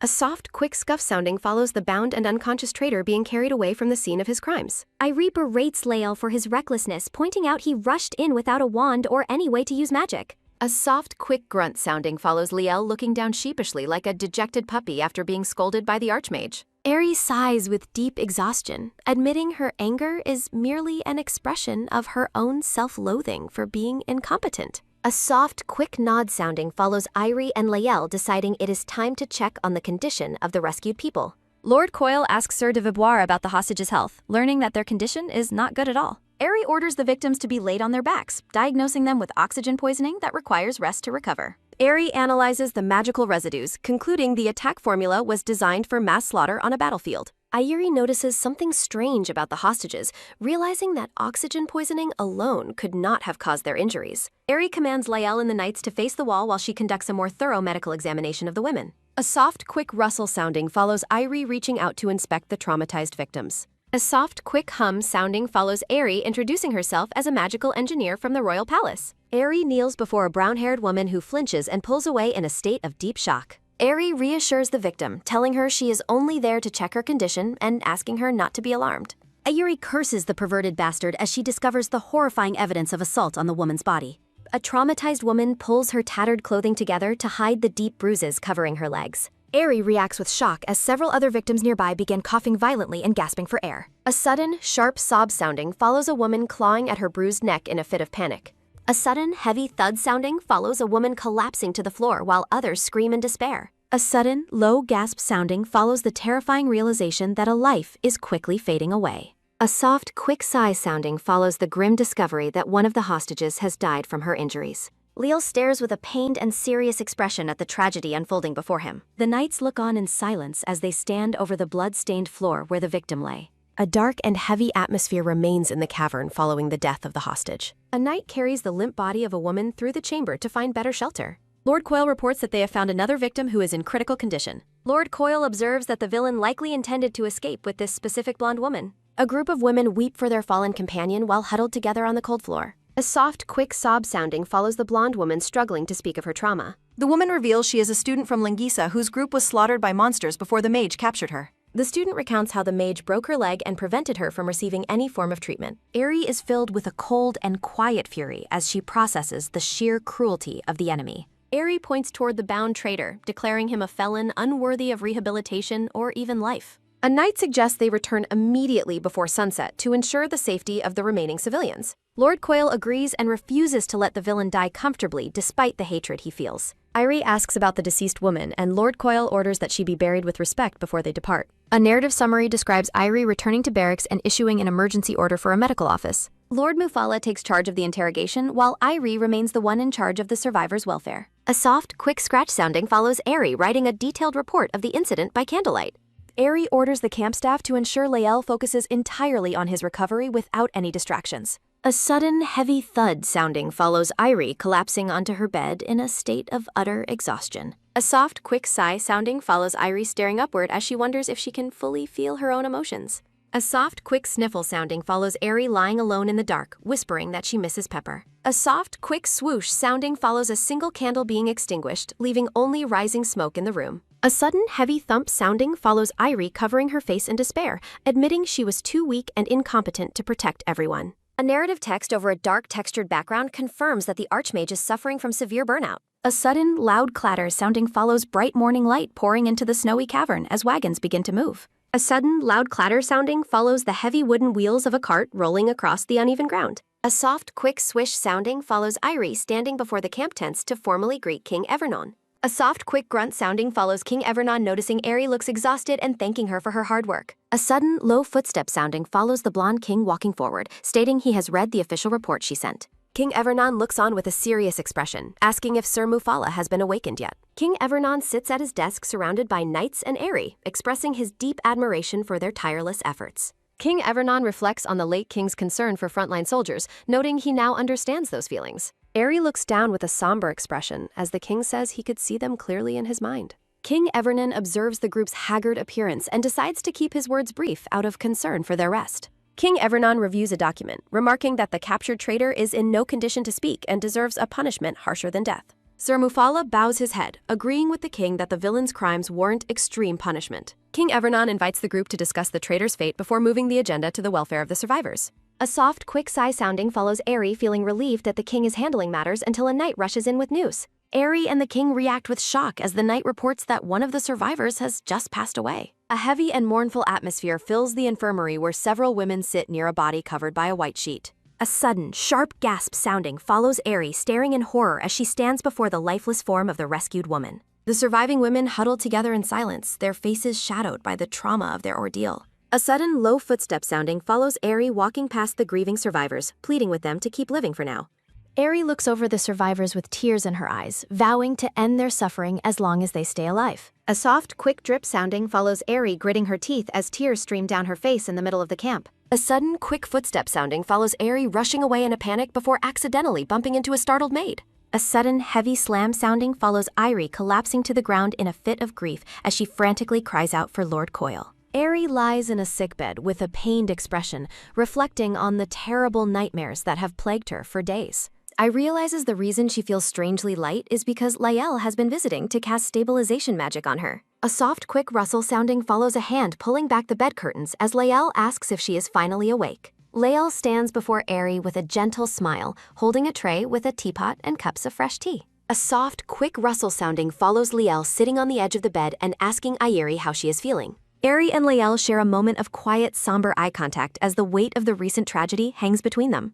A soft, quick thud sounding follows Aerie lowering her head in shame as she whispers an apology to Lael. Aerie weeps into her hands while sitting in bed, admitting she is grateful but overwhelmed by a deep, constant anger. Lael reaches out with a gentle hand to brush the red hair away from Aerie's face. A soft, quick pat sounding follows Lael, pulling Aerie into a comforting embrace and gently patting her back. Aerie vents her fury over the mage's horrific crimes, fearing many more cases remain undiscovered. A sudden, sharp sob sounding follows Aerie crying out that she feels terrible because she wants to abandon everything and flee south. A sudden, firm squeeze sounding follows Lael tightly gripping Aerie's hand to ground her in her moment of crisis. Lael listens with a pained look as he thinks about his dreams where the dead woman was his own mother. A sudden, firm grip sounding follows Lael, recalling the bruises on the victim's face and declaring he cannot wait any longer. A soft, quick drip sounding follows Lael, stating his intention to speak with the king and begin tunnel construction immediately. Aerie looks at Lael with tearful eyes, apologizing again and explaining she wanted to lend him her strength. Lael looks down at Aerie with a serious expression as he softly speaks her name. A soft, quick sob sounding follows Aerie looking up at him through her tears, questioning why he is apologizing. Lael looks away with a troubled expression, his hand resting near the collar of his shirt. A sudden, quick swoosh sounding follows Lael reaching down to grab Aerie's leg, surprising the archmage. A sudden, firm press sounding follows Lael gently massaging Aerie's foot to help her relax and recover. Aerie looks flustered while Lael massages her foot, questioning his sudden and unusual actions. Lael admits his inability to properly comfort Aerie and asks her to overlook his strange behavior. A soft, quick drip sounding follows Aerie, noticing that her heavy tears have finally ceased falling.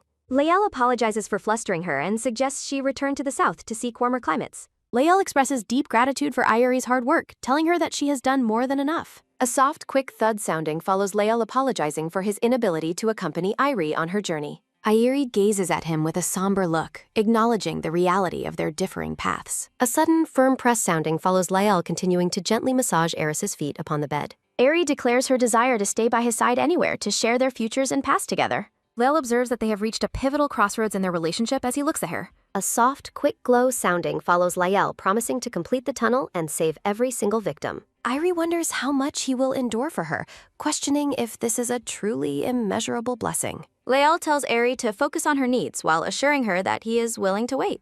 A sudden, low stammer sounding follows Lael, blushing intensely while struggling to explain his promise to wait. Chibi Lael flails while clarifying he will wait for her work to end or their next meeting. A sudden, warm flush sounding follows the pair agreeing to meet again, despite their mutual embarrassment. A heavy and quiet atmosphere remains as the two sit in silence under the bed's canopy. A sudden, loud groan sounding follows Lael, burying his face in his hands while Aerie watches, startled. Lael admits he planned to stay quiet about his feelings until the tunnel construction was finished. A sudden, firm squeeze sounding follows the two of them clutching hands tightly in the soft light. Lael looks at Aerie with deep intensity, stating that he desires only one thing from her. Aerie looks back with a nervous and expectant expression, asking him to reveal his heart's desire. Liel kneels and holds her hands, confessing his wish to remain the closest person in her life. Chibi Eri stares blankly as Liel explains he only wants things to stay exactly as they are now. Eri spirals mentally, trying to decipher if he is asking for a permanent place in her heart. Eri wonders about his true thoughts, questioning if he even possesses a concept of romance. A soft, quick glow sounding follows Irie reflecting on a past door where survival was everything. Eri realizes that Liel's entire identity was shaped by the harsh necessity of surviving his youth. A soft, quick hum sounding follows Eri finally reaching a profound realization about Liel's emotional state. Eri understands she felt comfortable because he never attempted to cross the line into romance. Eri concludes that he is simply asking for permission to maintain their current close relationship. A soft, quick sigh sounding follows Eri calling out Liel's name while he waits with bated breath. Eri smiles and accepts his proposal, noting that his presence provides her with a sense of stability. Eri looks at him seriously, questioning if being close is truly the only thing he wants. Eri asks if he could truly remain satisfied forever with the simple relationship they have now. A sudden, low whisper sounding follows Eri's bold declaration that she does not want to be friends forever. A soft, quick bloom sounding follows Eri confessing her desire to marry and love him in the future. Irie is stunned by her own boldness, marveling at how his honesty triggers her natural reactions. A sudden, firm grip sounding follows Eri taking his hand and admitting her inability to promise much. Eri warns that her primary goal remains unchanged and she may still cause him disappointment. Eri confirms that if she ever decides to marry, it will definitely be with him. A sudden, sharp gasp sounding follows Irie turning bright red as she forces out a stammering confession. A sudden, loud smack sounding follows Irie pulling her hands away in a state of extreme bashfulness. A sudden, heavy thud sounding follows Irie recoiling to the edge of the bed in total embarrassment. Eri shouts that the situation is crazy while a flustered Liel begs her to stop hitting him. TB Eri throws a frantic tantrum while Liel desperately tries to get her to calm down. A sudden, light chuckle sounding follows the tension breaking as the sound of laughter fills the room. Liel laughs joyfully with tears in his eyes, his face still glowing with a warm blush. A soft, quick swoosh sounding follows Liel pulling Irie into a tight and affectionate embrace. The two share a tender, blushing hug as they find comfort in each other's arms. A contemplative sound accompanies a view of the cooling tea set. Liel suggests discussing how to inform the king about the southern construction. Eri agrees, feeling a sense of peace after their conversation. Liel offers to fetch a fresh pot of tea and Frex. A sudden, quick rustle sounding follows Liel pausing while leaving the room. A sudden, warm flush sounding follows the pair parting for a moment. A sudden, quick footstep sounding follows Liel hurrying away from the tent. A sudden, quick tap sounding follows Eri considering how to approach the king. Lal expresses concern for her fatigue, but Irie insists on continuing. A sudden, quick scratch sounding follows Eri identifying her family as the main obstacle. Eri plans to request a transfer of responsibilities to the king. She realizes she may need to reveal her family's secret as justification. Irie worries that her youthful appearance contradicts her official age. She contemplates whether she must reveal the truth about her lost years. Eri senses that revealing the truth will put her in danger. They decide to move forward since the basement is no longer accessible. The two share a look of grim determination regarding their plan. Irie doubts her story's credibility, but Liel notes she is proof. Eri fears the consequences if her family's selfish magic is revealed. A sudden, firm press sounding follows Liel agonizing over the potential fallout. Eri believes the king will be fair, impressing Liel with her objectivity. Eri points out that other people remain a significant concern. A heavy and quiet atmosphere follows as they both fall into thought. A sudden, quick gasp sounding follows Liel suggesting they consult the fairy teacher. Eri reacts with surprise to his sudden and unexpected suggestion. Liel proposes seeking an indirect way to locate her mother through magic. A heavy and quiet atmosphere follows as they process the new idea. A sudden, firm grip sounding follows Irie's realization of the plan's brilliance. Eri enthusiastically agrees that the fairy teacher is their best option. A sudden, warm flush sounding follows a flustered Liel asking for guidance. A sudden, light chuckle sounding follows Eri's playful and knowing smile. A sudden, loud shout sounding follows Liel requesting an audience with the king. A sudden, low footstep sounding follows Liel approaching the king at his desk. A heavy and quiet atmosphere follows as Liel hesitates to speak. Liel surprises the king by asking for a personal favor. Irie encourages Liel in his thoughts, confident the king will agree. The king asks for clarification regarding the nature of the request. Lal hopes his request to bring the teacher and the pig works. A sudden, light chuckle sounding follows the king finding the request amusing. The king grants permission, much to Liel's surprise and release. The king graciously approves the request to help Eri find comfort.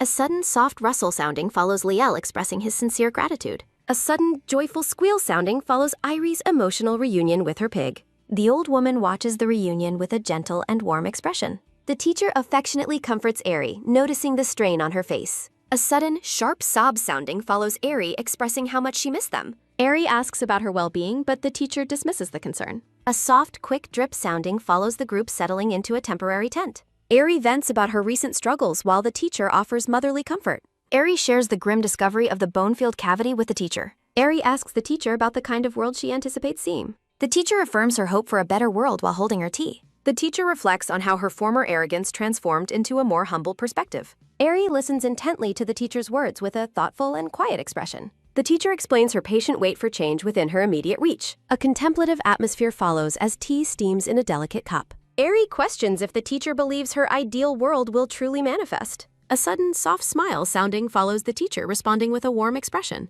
Aerie hesitates for a moment before addressing the teacher once more. Aerie admits she struggled to find the courage to speak with absolute honesty. The two sit in reflective silence within the dimly lit tent. Aerie explains her mother is far away and possesses no magical abilities. The teacher expresses surprise that Aerie has a mother, which Aerie confirms. Aerie explains her mother's location in Marmara while worrying about her aging. Aerie reflects on her past assumptions as she looks down somberly. The teacher regrets her inability to provide the definitive answer Aerie seeks. Aerie clarifies that she simply wanted to share her story with her. Aerie recounts her belief that her mother was safe from the demonic beasts. A moment of introspection follows as Aerie acknowledges her limited foresight. Aerie imagines her mother safe in a crowd, away from monstrous threats. Aerie somberly observes that monsters are not the only threat to life. The two remain seated at the table, surrounded by a quiet atmosphere. A profound question arises regarding the existence and belief in a higher power. Aerie mentions that powerful mages are rumored to sense the divine. The teacher asks Aerie directly if she believes in the existence of God. The teacher waits patiently for Aerie's response while seated at the table. Aerie confirms her belief while gently petting her small pink pig. Aerie recalls moments of divine protection during her most dire and bloodiest trials. Aerie admits she interpreted those miraculous survivals as the work of God. Aerie worries it would be selfish to expect divine protection for her mother. Aerie clenches her dress, accepting her status as an ordinary person facing trials. Aerie seeks validation from the teacher regarding her perspective on life's hardships. A heavy and quiet atmosphere follows as the teacher processes Aerie's words. A soft, quick smile sounding follows the teacher preparing her response. The teacher tells Aerie her answers lie in the north, not the south. The teacher promises that the rift in the world holds many hidden answers. The teacher expresses curiosity about Aerie's destiny despite her lack of faith in legends. The teacher maintains that Aerie is a truly special individual regardless of legends. Aerie tries to deny her importance while the teacher insists on her uniqueness. The teacher offers to accompany Aerie to the Kogenta Mountains to help her. Aerie enthusiastically claims the teacher's presence alone provides her with great comfort. Aerie tries to think of a task that honors the teacher's principles. Aerie's eyes widen as a sudden and brilliant idea strikes her. Aerie presents her final design concept while the teacher looks on in confusion. Aerie explains her desire to protect the teacher from the tunnel's rough work. Aerie notes they must use stones since the supply of beast bones is low. Aerie asks if stones are considered living, and the teacher laughs, saying no. Aerie is delighted, explaining that the teacher's help with stones would be invaluable. The teacher agrees to help, prompting a joyful celebration from Aerie and her pig. The scene shifts to the central barracks where two men discuss their plans. Aerie focuses intensely on a massive, overwhelming pile of overdue paperwork from her time away. A sudden, sharp tap sounding follows Aerie completing the final document as Lael and the knight applaud her return. The brown-haired knight reports that the tunnel construction has been halted by the Cogentio River. Aerie analyzes the river's depth and mud, warning against the dangers of forcing construction. The knight mentions an emergency exit established in the forest after his morning inspection. The scene shifts to the dense, rough terrain of the forest filled with tangled giant trees. Aerie observes that the total lack of demonic beasts in the area is highly unusual. The knight suggests the beasts have no humans to hunt within the dense, restricted woods. Aerie remains unconvinced and suggests a field survey to understand the situation more clearly. A sudden, loud tap sounding follows Aerie standing up to request a survey from the king. Lael expresses surprise at her request while Aerie explains her plan to study the ecosystem. Lael firmly denies the request, stating the forest exterior is far too dangerous for her. Aerie persists, suggesting that taking both the knight and Pepper would ensure their safety. Lael questions the pig's effectiveness while Pepper reacts with a sudden, offended squeal sounding. Aerie defends the pig's ability to sense danger, impressing Lael with her persuasiveness. Aerie suggests bringing the teacher along, making Lael worry the mission is becoming too casual. Lael denies the teacher's presence but authorizes the survey with the knight and Pepper. Lael sets a strict deadline for the survey, leaving Aerie feeling somewhat restricted. Aerie watches Lael depart, finding his unpredictable behavior to be quite strange. A sudden soft rustle sounding follows Aerie realizing the group's composition is actually quite ideal. Lael and Ayuri walk through the autumn woods, discussing how the team could reach Kajenta. Chibi Eri jokingly suggests sneaking off, but Lael warns of the dire consequences. A sudden soft swoosh sounding follows the autumn leaves drifting through the quiet forest. Eri huddles her arms, noticing a sudden and unexpected chill in the forest air. A soft, quick gasp sounding follows Ayuri, finding the cold air deeply refreshing. A sudden, rhythmic footstep sounding follows the trio trekking deeper into the golden woods. A sudden, sharp snap sounding follows the sight of thick, thorny vines blocking the path. A sudden, heavy sigh sounding follows Lael preparing his staff to clear the dense vines. Lael suggests Eri and Pepper take a short break while he works on the path.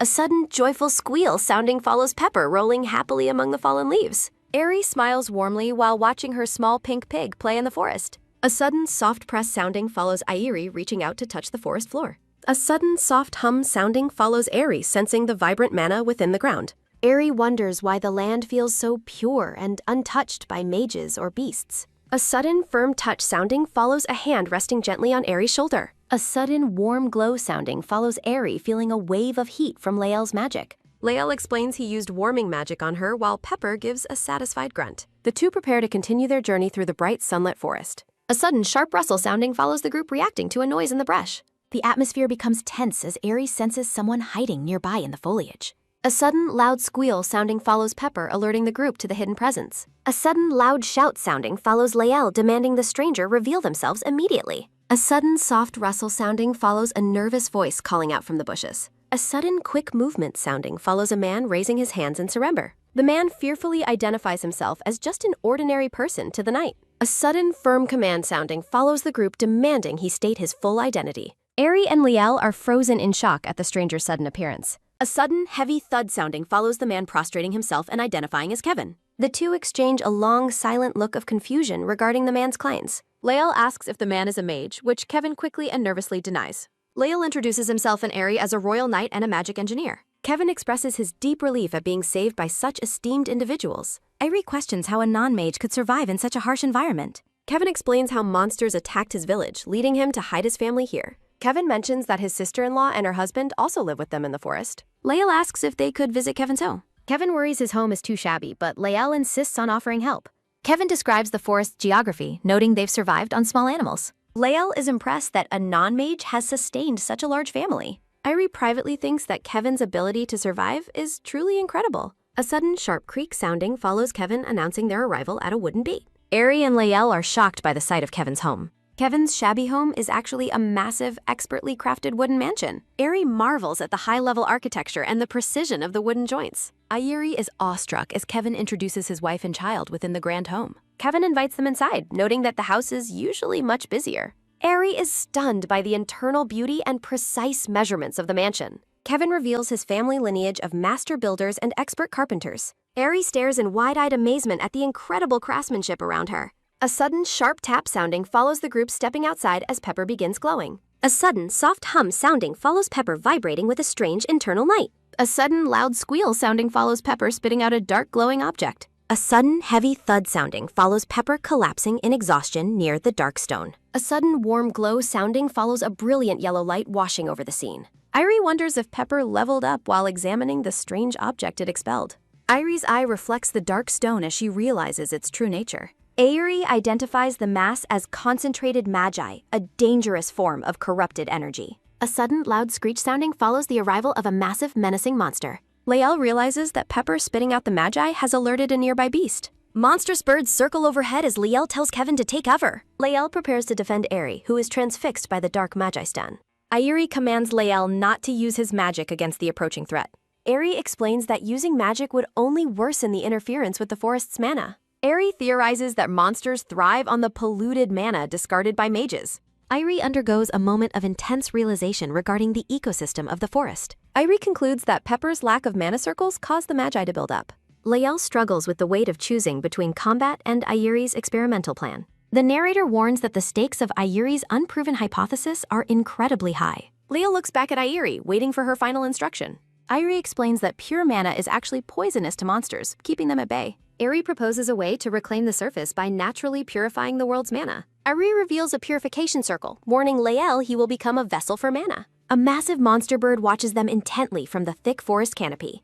Lael senses the beast is waiting for him to trigger a magic resonance. Lael asks about the risk of failure before committing to the purification. Eri stares back with a determined and unwavering expression. Lael stands ready, glowing with the immense power he is about to channel. A sudden, bright flash sounding follows Lael placing his staff over the magic circle. A sudden, soft hum sounding follows the activation of the purification spell. Eri breathes in the scent of earth and water as the world begins to change. A sudden, bright flash sounding follows the realization that pure mana has been restored. Irie's eyes go wide with shock as the atmosphere shifts around her. A sudden, soft pop sounding follows a magical bubble drifting past a dark ring. A sudden, loud screech sounding follows a shadowy bird monster crying out in pain. A sudden, soft swoosh sounding follows the group of monsters fleeing into the sky. Eri observes that the monsters are scattering while Lael stands over a glowing circle. Irie celebrates with a bright smile, shouting that the magic circle successfully worked. Eri rushes to support Lael as he stumbles, asking if he is all right. Lael stares intensely at Eri, making her wonder why he is looking so deeply.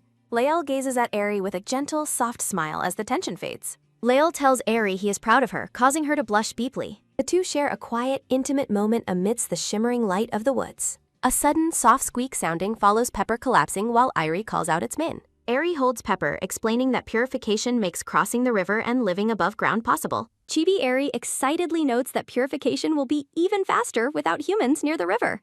Eri suggests they need the Bexrel's family's help to build a sky rest stop.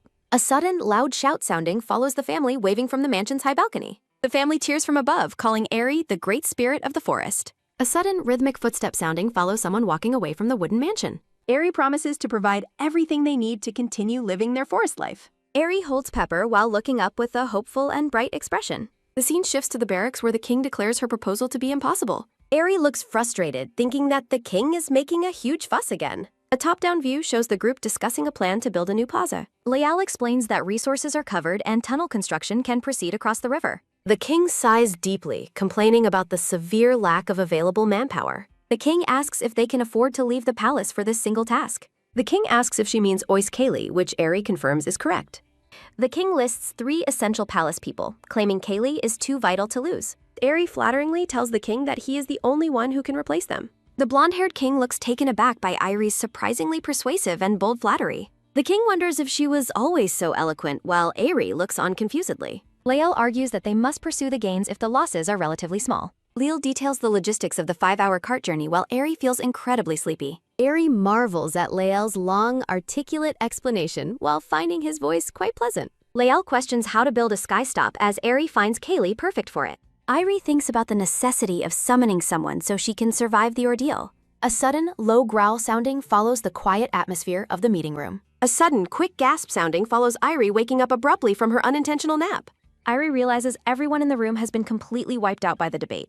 Eri rubs her eyes, admitting that days of sleep deprivation have finally taken their toll. A sudden, soft rustle sounding follows a thick blanket being draped over Eri's shoulders. Lael is the one covering her, still diligently reading documents by the dim candlelight. Chibi Eri huddles under the blanket, impressed by her future boyfriend's incredible physical stamina. A sudden, rhythmic footstep sounding follows Irie running and calling out for her teacher. Eri bursts into the room, asking if it's true they brought 14 tons of granite. The gray-haired teacher laughs, noting that Irie is the same regardless of her location. Eri explains she obtained bridge permission and needs the teacher's expertise once again. Irie recounts the forest events, mentioning the bird monster, the magi, and the purification. The teacher ponders the pure mana, telling Irie she has made a very important realization. Irie sits with her teacher, who finds the concept of pure mana refreshing. The gray-haired teacher explains that all substances possess what could be called a mana lung. While nature breathes mana, humans tend to split its essence apart to use magic. Eri looks delighted as concepts that were previously hard to define are finally clarified. Eri presents her teacher with a blueprint for a massive stone bridge across the river. The teacher admires the design, noting it is sturdy even without the use of magic. Chibi Eri feels confident that the construction cannot possibly fail with her teacher's help. The new bridge is destined to become the world's first mana prison. Green grass sways gently under a bright and clear sky. Tunnel construction halts as everyone prepares for a long-awaited and well-deserved vacation. Irie summons research lab members to the site to establish a new research room. Love blossoms as 3 new couples form at the tunnel construction site during the break. Eri notes her future boyfriend is busy hunting monsters to maintain the supply lines. Inspired by the teacher's words, Lael trains in a new way to avoid mana residue. The king returns to the palace with survivors from the underground tunnels. A sudden, sharp creak sounding follows the criminal Oweli being abandoned with a severed mana circle. Pepper the pig enjoys the autumn while playing with children in the forest. Bridge construction must begin immediately before the river freezes over for the winter.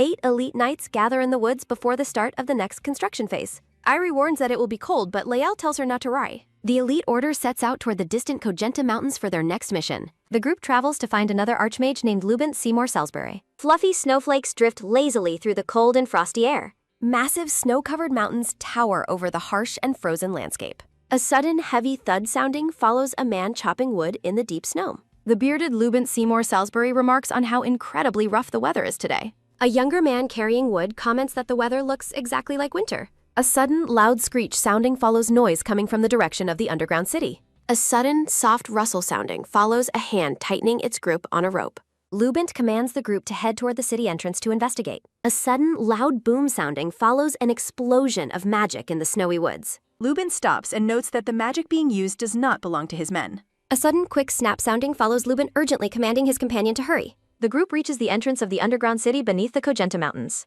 A sudden, sharp tap sounding follows Lubin, realizing that something is terribly wrong. Lubin questions why a monster corpse was left behind before a soldier calls for him. A soldier points ahead, alerting the commander to a group approaching through the blizzard. A sudden, rhythmic footstep sounding follows Lael arriving with his elite order of knights. Lubin's eye reflects his son as he stares in complete shock. A sudden, soft swoosh sounding follows a hand letting go of an axe handle. Lubin asks if it is really Larity standing there in the middle of the snow. The father and son share a tearful and deeply emotional embrace. The scene shifts to the warmth of Lubin's private office. Lubin finds the news regarding the former maid to be truly surprising and unexpected. Lubin asks his son if he still remembers a girl named Ari Aster. He recalls hearing about a half-hearted yet flawless maid from the head maid's reports. A chibi Lael blushes, feeling embarrassed that his father remembers his special girl. Lubin admits it is shameful he didn't recognize Irie's genius in magical engineering sooner. Lael silently decides to reveal his marriage plans when the time is right. Lael asks how his father has been living before Lubin mentions his feelings of longing.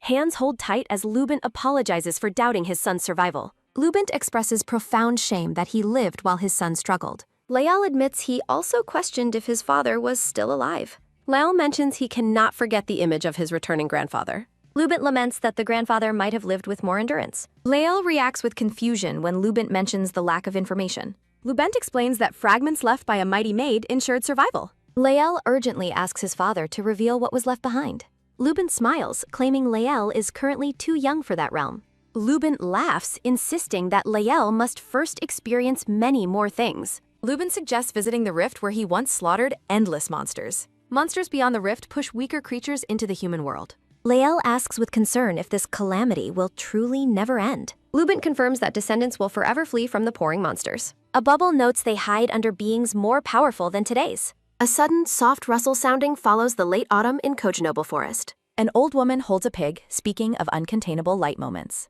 A sudden soft oink sounding follows the woman discussing a spirit's purpose. The woman tells the child their ability has no limits regarding purpose. She notes that even small acts for loved ones require payment. A sudden, sharp twitch sounding follows a warning not to overuse mana. The woman warns that using too much mana risks forgetting dear humans. A sudden, soft oink sounding follows a remark about the pig's moose. She explains that hooves may grow back if mana is avoided.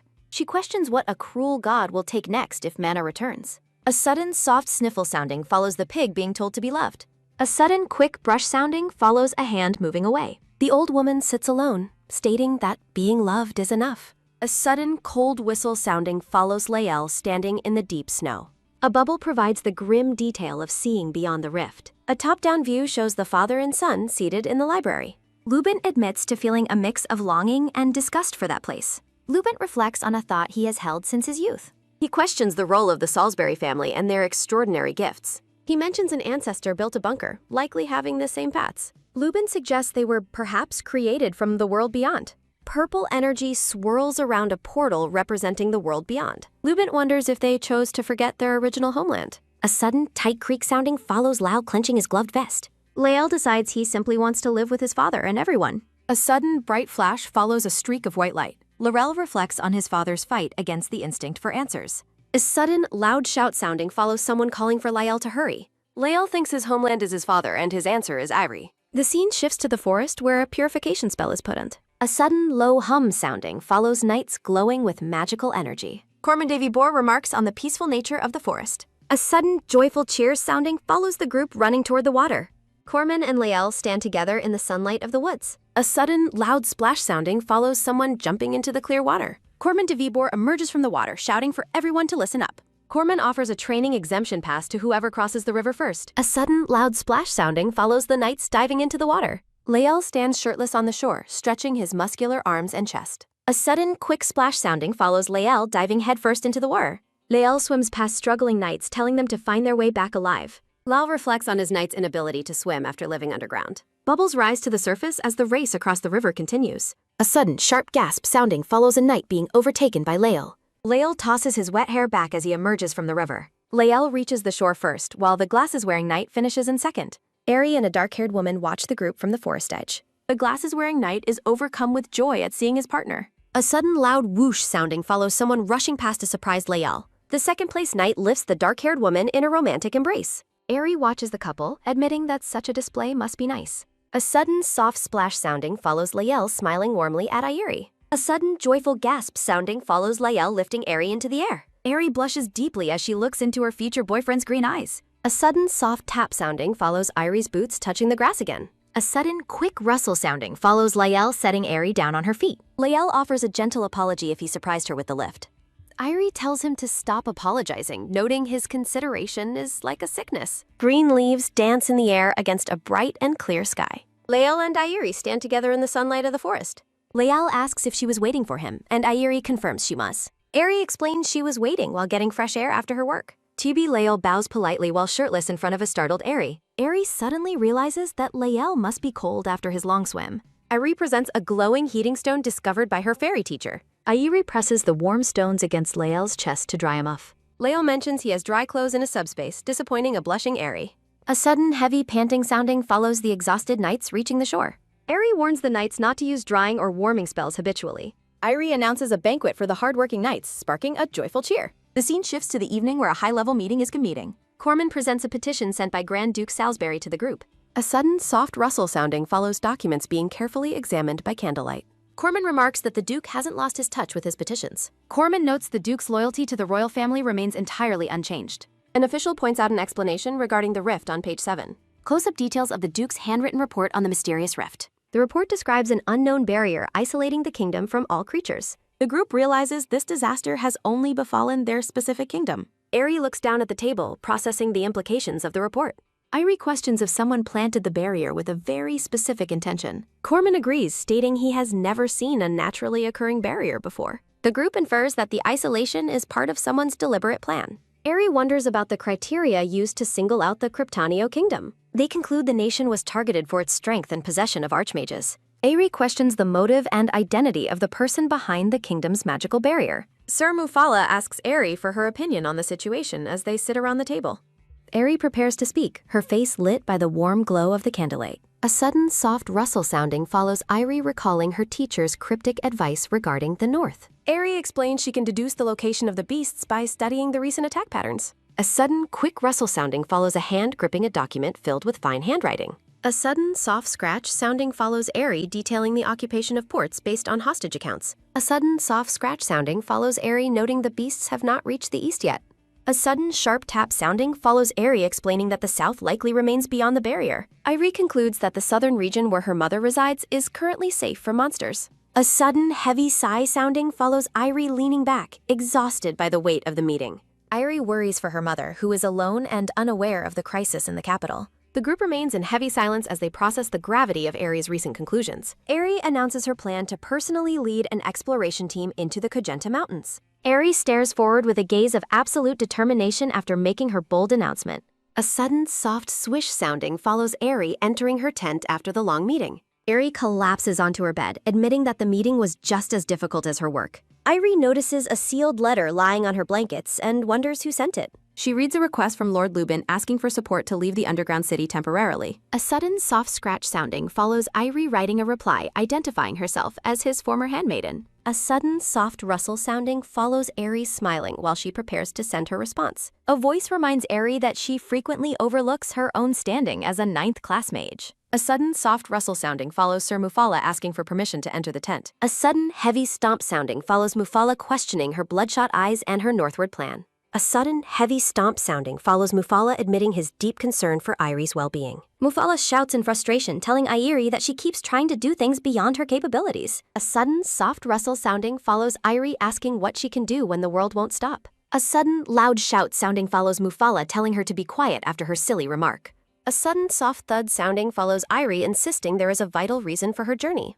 Mufala asks for the reason behind her stubbornness with a look of intense frustration. Airi explains that she believes the South is free from the barrier because of her teacher. Airi notes that the rift in the North requires a direct and thorough investigation. Airi reveals her plan to draw a magic circle at the rift using contaminated mana. She explains that creating a demonic crystal could lure the beasts more effectively than anything else. Mufala reacts with shock, declaring that her plan is incredibly dangerous and reckless. Airi agrees, which is why she needs the protection of the kingdom's powerful archmages. Mufala asks if she intends to bring her teacher along, and Airi confirms his participation. Airi reflects on the clues her teacher left behind, ready to piece the mystery together. A sudden, low groan sounding follows Mufala clutching his head in total exasperation. Mufala points out that Lord Lubin cannot be absent from the underground city for a day. A sudden, soft tap sounding follows Airi showing him the letter requesting night support for Lubin.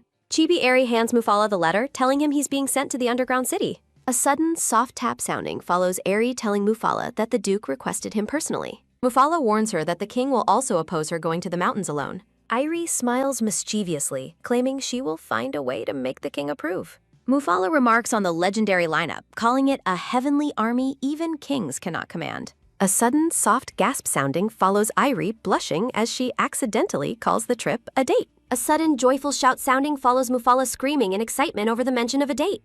Airi looks completely stunned and embarrassed by Mufala's over-the-top reaction to her slip of the tongue. A sudden, quick rustle sounding follows Airi frantically explaining that date is just a common term. Mufala continues his loud, comical screaming over Eris' accidental mention of a date. Chibi Airi frantically denies that she and Lowell are actually Defin. Airi contemplates her ambiguous relationship where their futures are promised but remains unofficial. Mufala questions if Lael would even enjoy a date under such uncertain terms. Mufala calls her cruel while Airi realizes she never considered Lael's potential opposition. A sudden, sharp gasp sounding follows Mufala asking if Airi views Lael only as fuel. Mufala bluntly tells Airi to let Lael go if she does not love him. The tension remains high in the tent as Mufala defends Lael's worth as a person. Airi acknowledges her selfishness in treating Lael like a convenient source of power and comfort. Mufala explains that Lael is enduring her indifference while Airi internally admits she likes him. Airi looks away as the weight of her past behavior settles into her conscience. Airi admits she was being truly awful by only considering her own needs and circumstances. Mufala clarifies he was not literally telling her to abandon her partner. A sudden, soft gasp sounding follows Airi nodding in quiet understanding of his point. Airi feels guilty for shrewdly using her relationship for her own convenience and career goals. Mufala prepares to leave, asking if she truly considers love to be a financial debt. A sudden, heavy sigh sounding follows Airi admitting to herself that love feels like a burden. Airi collapses onto her bed, overwhelmed by the realization of her poor treatment of Lael. Airi looks outside, noticing the knight's order has finally returned to the camp from their hunt. A sudden, joyful gasp sounding follows Airi peering out from her tent's entrance. Airi successfully finds Lael walking through the camp with the other exhausted knights. Airi admires Lael's magnanimous nature while comparing his value to saving the entire world. Airi realizes she is the one keeping her heart closed despite his total openness. A sudden quick tap sounding follows Lael asking why Airi is still outside so late. Airi looks at Lael with a newfound warmth and quiet appreciation for his presence. A sudden soft rustle sounding follows Airi pulling Lael into an unexpected and tight embrace. A sudden soft tap sounding follows Lael gently asking if something is wrong. Airi feels a surge of guilt while privately criticizing her own emotional coldness toward him. Airi remains close to Lel, struggling with the weight of her complex feelings. Airi asks Lowell to talk in his tent about her upcoming northward mission. A sudden soft swish sounding follows Airi pouring tea while discussing the South's safety. Airi explains her findings regarding the magical barrier based on her teacher's cryptic clues. Airi announces her firm intention to personally join the mountain exploration team. Lael immediately rejects her plan, citing the extreme dangers of the rugged and deserted terrain. Lael remains unconvinced even after Airi promises magic and mana stone support for the journey. Lael offers to investigate himself, but Airi insists on conducting her own experiments there. Airi explains her passion for research despite the clear and present risks to her life. Lael admits his deep worry while acknowledging he has no right to forbid her choice. A sudden soft clink sounding follows Airi giving Lael two difficult options for the trip. Aerie tells him he can either come with her or stay behind to protect the city. A sudden, sharp gasp sounding follows Liel's shock as Aerie tells him he doesn't have to go.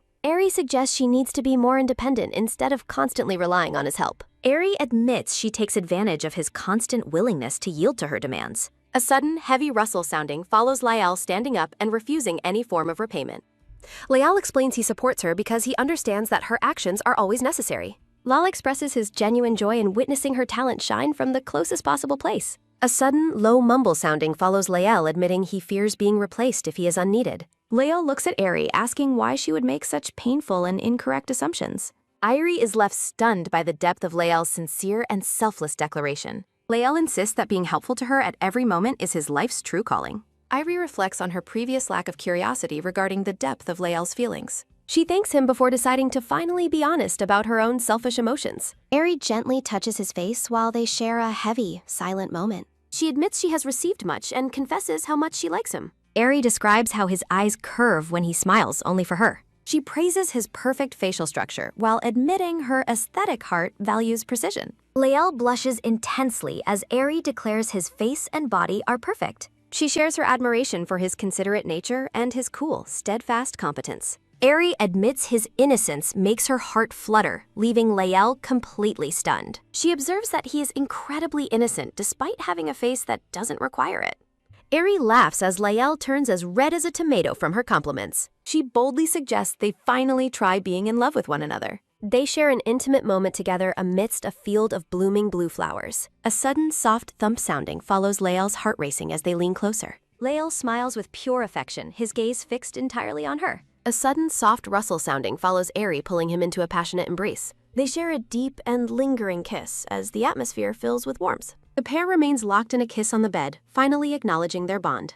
A sudden, quick rustle sounding follows the start of a massive bridge construction project. Aerie and Yoster discuss the historic significance of building without using any magic. Aerie praises Yoster for leading the planning and design of the entire project. Aerie tells her that she will have many more responsibilities moving forward. Aerie notes that Yoster is excelling at her duty of training mid-level managers. Aerie waves and calls out to Kennen to check on the construction's progress. A sudden, joyful shout sounding follows the worker, confirming that the work is going well. Kennen assures them the foundation is solid and construction is moving upward. Aerie and Yoster note that the physical labor is actually energizing the workers. They observe the workers proving their competence without relying on magical assistance. Aerie and Yoster smile with pride while watching the bridge project proceed smoothly. Their attention is taken by a sudden, quick rustle sounding as a messenger delivers a letter. A sudden, soft tap sounding follows Aerie, encouraging Yoster to continue her excellent work. Aerie leaves with determination, ready to handle her own difficult correspondence with the king. The king acknowledges her courage in a letter while writing at his desk. He orders Aerie to withdraw her request to join the dangerous exploration team. A sudden, soft scratch sounding follows Aerie, noting his subtle digs while writing back. The king sits in silence in his grand office after receiving her reply. The king is left speechless by her request for him to personally join the mission. He fumes, wishing he could lock her in the palace if she weren't so useful. A sudden, soft rustle sounding follows Aerie, hiding behind her papers in her tent. Aerie peeks over the document, waiting for the arrival of their mission support. A sudden, quick rustle sounding follows Sir Kaylee arriving at the camp to help. Aerie jumps in excitement, celebrating the massive boost to their team's combat power. She tells Kaylee he would have been in trouble without his great eloquence. Aerie leads the dark-haired man away to review the manuals for mana purifications.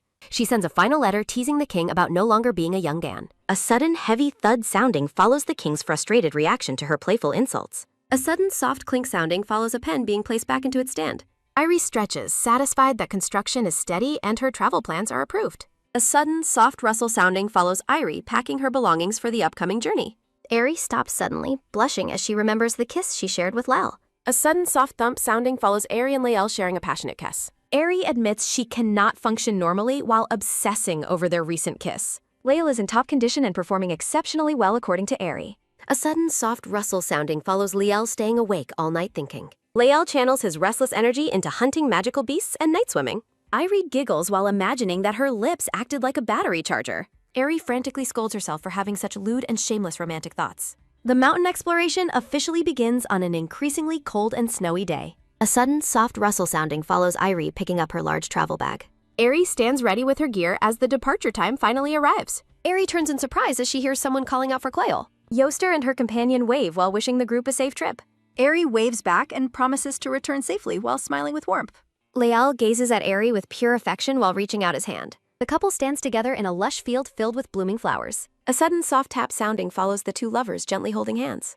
Aerie and Lael walk toward the horizon to start their dangerous mission. The scene shifts to a serene lake located near the mountain range. Aerie arrives at the shore and notes that everyone else is already here.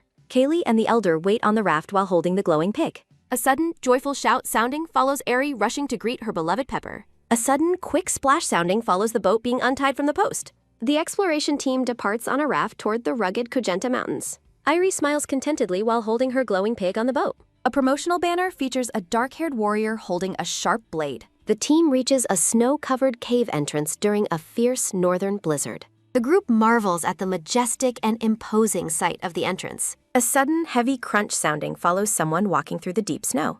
A sudden, loud boom sounding follows monsters exploding in the cold sky. Lael explains that his father's knights are currently hunting magical beasts nearby. Aerie watches distant explosions and recognizes the Northern Knights' daily combat routine. Aerie reflects on the resilience of people living beneath this frozen world. Lael leads the team toward his father's central office inside the mountain. The group is left speechless by the massive scale of the main gate. Aerie notes that the Grand Residence is fitting for the Grand Duke's status. A sudden, deep voice sounding follows the Grand Duke surprising Aerie from behind. Aerie looks back in total shock after being startled by the man. Lubent Seymour Salisbury laughs heartily while Aerie recognizes his true identity. Aerie observes a handsome young man sharing a very shy eye smile. Aerie admiringly describes the handsome young man and his soft, fluttering hair. Aerie concludes that Lael must have inherited his beauty from his mother. The Grand Duke greets Aerie warmly, saying that she has not changed. The Grand Duke admits he underestimated her talent, while Aerie responds humbly. The Grand Duke is delighted to recognize Pepper as a noble treasure. He holds Pepper high while praising the pig's magnificent and noble presence. The Grand Duke bows respectfully while greeting the elder as his teacher. The group reminisces about their shared past and the Duke's previous ignorance. Lael confirms to Aerie that the two were close before the invasion. Aerie realizes that their previous connections explain the group's strange familiarity. Wise Kaylee introduces himself as the researcher before the Duke greets him. Aerie looks at Lael while feeling a bit of concern. Aerie tells Lael he must never grow a beard, leaving him confused. Aerie warns Lael against growing long hair while he promises obedience. A sudden soft crunch sounding follows a knight walking through snow. Panin Mufala welcomes the group while Aerie greets him with excitement. A sudden soft crunch sounding follows Mufala praising Aerie's charisma. Mufala warmly welcomes the elder teacher into the snowy kib. Mufala notes her health while the teacher credits her active lifestyle. Mufala jokes about his hidden muscles while Aerie reacts with joy. Mufala orders the knights to handle repairs after the successful hunt. Lubin sets Pepper down to show the teacher something special. A sudden soft rustle sounding follows the Duke looking for something. The Grand Duke searches his gear before starting the ritual. A sudden heavy crunch sounding follows the Duke walking away. The Duke and teacher agree on the perfect spot for planting. Aerie watches intently as the mysterious mana ritual finally begins. Aerie realizes this power is why the king approved their mission. A sudden soft rustle sounding follows the teacher kneeling in snow. The elder teacher places her hand firmly against the frozen ground. A sudden soft hiss sounding follows the snow melting under her. Aerie is stunned to see the ground melt from her touch. A sudden soft pluck sounding follows the teacher planting her hair. The teacher explains the magical spring will now replenish itself. She warns the team never to tamper with the sacred site.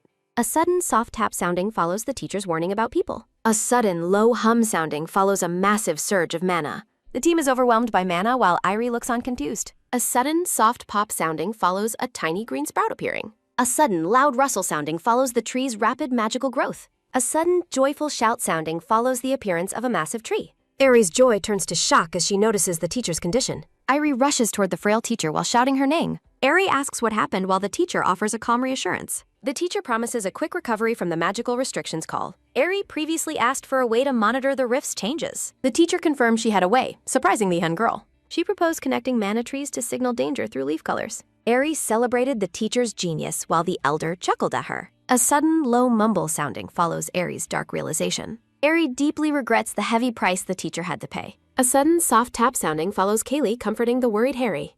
Kaylee assures Aerie that the teacher's exhaustion is only temporary. Aerie feels relieved after learning the teacher chose this burden herself. The teacher looks forward to connecting all 3 trees at the risk. The Duke apologizes for the trouble while the teacher accepts gracefully. The teacher explains the nature of her restricted ability to help. The Duke thanks Aerie for his newfound freedom from military duty. Aerie stands in the snow, still processing the Duke's strange gratitude. The scene shifts to Lubin's office for a formal mission briefing. A sudden soft tap sounding follows the start of the strategy. Grand Duke Lubent uses a pointer to present the Kagenta Mountains. He explains that the highest snow-covered peak is shrinking every year. Hot wind from a northern rift causes the perennial snows retreat. Eri recalls the petition regarding the rift's abnormal climate changes. Lubent identifies 2 mission objectives located in the west and east. The Grand Duke decides the group will first head toward the northwest. A vision reveals the mysterious, shimmering energy of the magical barrier. Lubent notes the northwestern path offers a much milder climate. Lubent warns that Era's current attire is insufficient for the treacherous mountains. A sudden, soft tap sounding follows Lubent handing her a bear hide coat. A fierce blizzard marks the arrival of the group's departure day. The men wait in the snow for Eri and Pepper's arrival. A sudden, joyful shout sounding follows a cute pink nose appearing. Pepper arrives wearing an adorable, warm bear costume in the snow.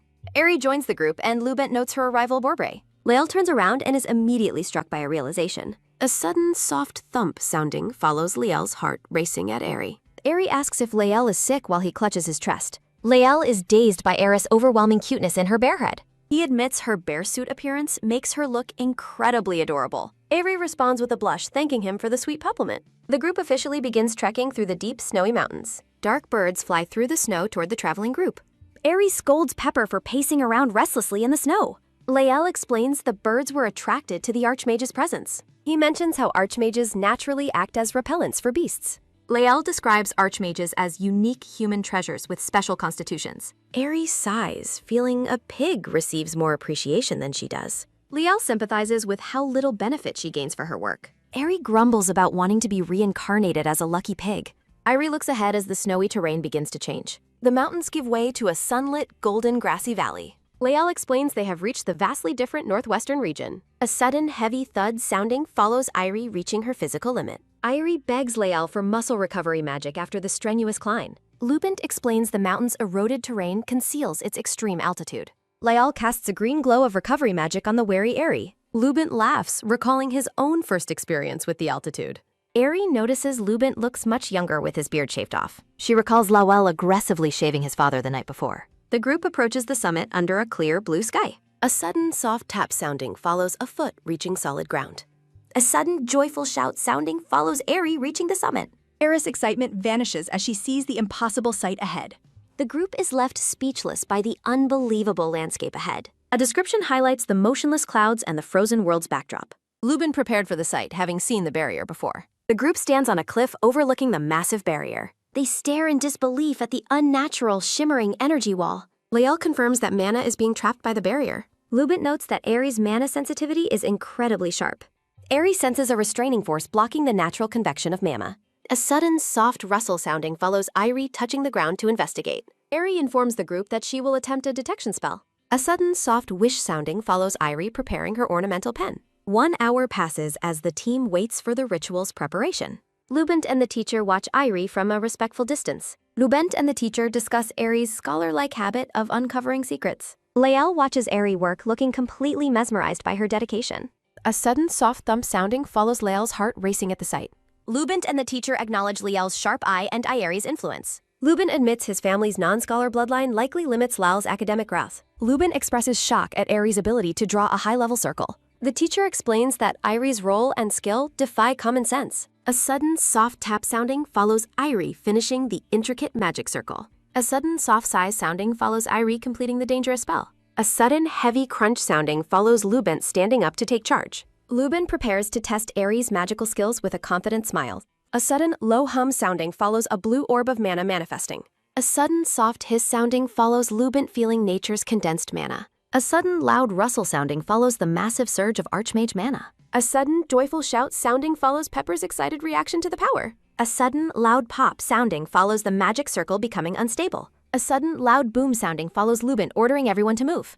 A sudden, soft sniff sounding follows Eri noticing a strange, acrid smell. A sudden, loud crackle sounding follows a massive pillar of fire erupting. A sudden, soft hiss sounding follows the fire and smoke beginning to clear. A sudden, soft thud sounding follows Eri collapsing onto the grass. The scene shifts to nighttime as the group settles at a cliffside.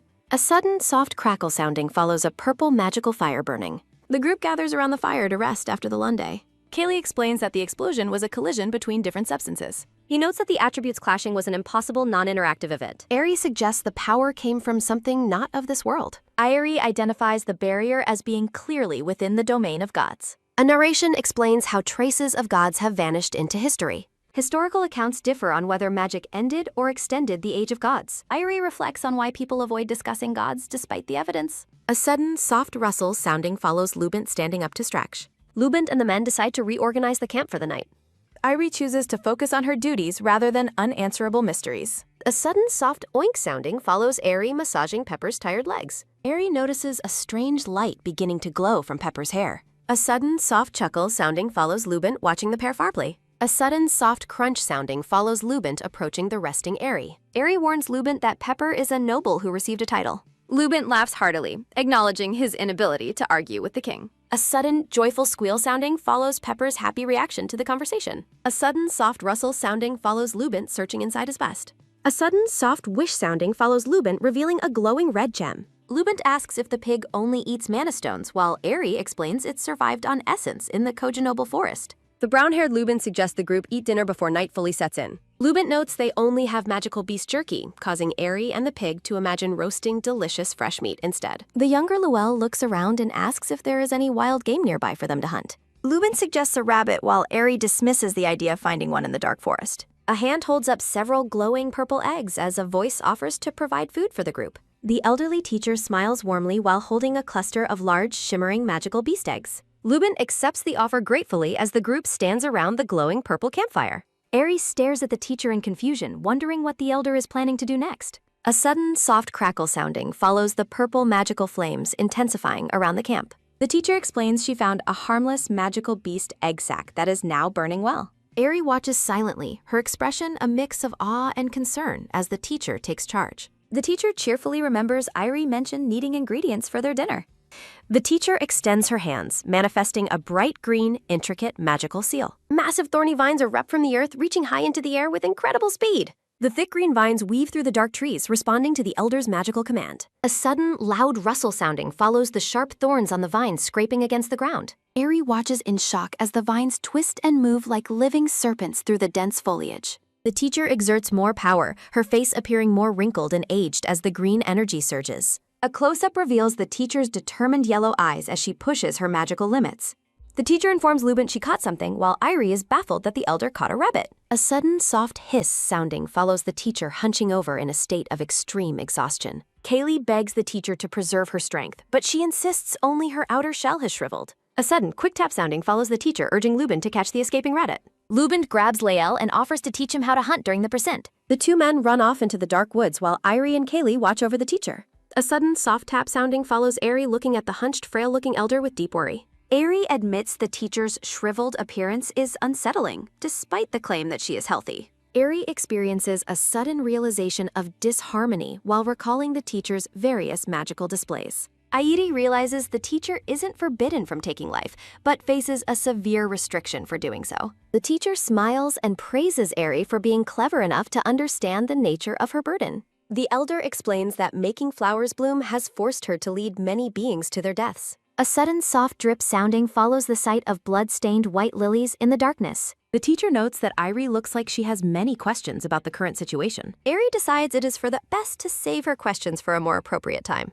The teacher says she enjoys listening to her, but Irie feels her curiosity is causing harm. A close-up of Eris's eye reflects her deep internal conflict and growing sympathy for the elder. Aerie reflects on how the cruel restriction forces those close to the teacher to remain silent. A sudden loud rustle sounding follows something heavy moving through the tall grass nearby. The group turns in surprise as the sounds of rustling foliage grow louder and closer. Lubent emerges from the bushes with a wide smile, though his clothes are heavily splattered with blood. Irie jokes that Lubent looks like a primitive chieftain, and he laughs, agreeing with the comparison. A sudden heavy thud sounding follows Lael emerging from the darkness while carrying a massive beast. Lael announces his return while Irie jokingly identifies him as the group's sub-chieftain. Irie's jaw drops as she realizes the rabbit they caught is a giant, monstrous black-furred beast. A sudden, heavy thud sounding follows the men dropping the massive creature onto a log. Lubent asks Aerie to roast the meat while she stares skeptically at the enormous dead rabbit. Aerie roasts several large skewers of meat over the fire, noting that the visuals are surprisingly appetizing. Irie holds up a finished skewer and excitedly tells Lubent that the first portion is ready. Lubent takes a large bite of the roasted meat while Irie watches his reaction expectantly. Lubent praises Aerie for the perfectly roasted meal. Aerie brags about her company dinner skills while the teacher asks for more food. Lubin and Eri encourage everyone to eat the hot skewers while Lael smiles nearby.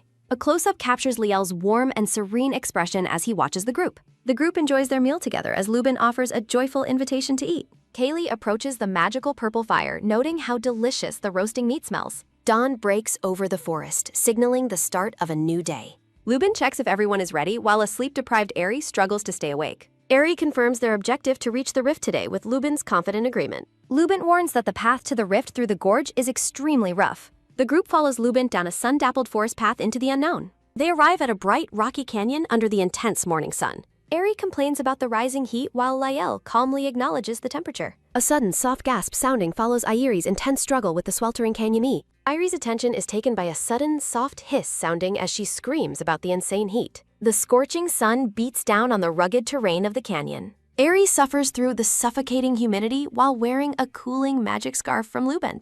Airi's attention is taken by a sudden, soft sigh sounding as she notices Lael's indifference. A sudden, quick tap sounding follows Eri grabbing onto the unaffected Lael's arm. A sudden, soft gasp sounding follows the flustered Lael's reaction to Airi's touch. A sudden, soft moan sounding follows Eri slumping over in total heat-induced despair. Eri is frustrated that she and Pepper are the only ones suffering while the archmages stay cool. Lael finds Eri's dramatic reaction adorable as he watches her with a blushing smile. A sudden, heavy thud sounding follows Eri clutching Lael's arm as if for dear life. Lael asks Eri to let go so they can speak, and she apologizes quickly. A sudden, soft sigh sounding follows the blushing Lael's awkward agreement to keep moving. A sudden, soft thump sounding follows Eri walking closely beside Lael for comfort. Lael explains that his bloodline makes him resistant to extreme heat and cold. Eri is impressed by the Salisbury bloodline's blessing as she leans on Lael. The teacher pities Pepper while Eri notes the pig's struggle as a baby spirit beast. A sudden, soft swish sounding follows the teacher explaining the pig's physical limits.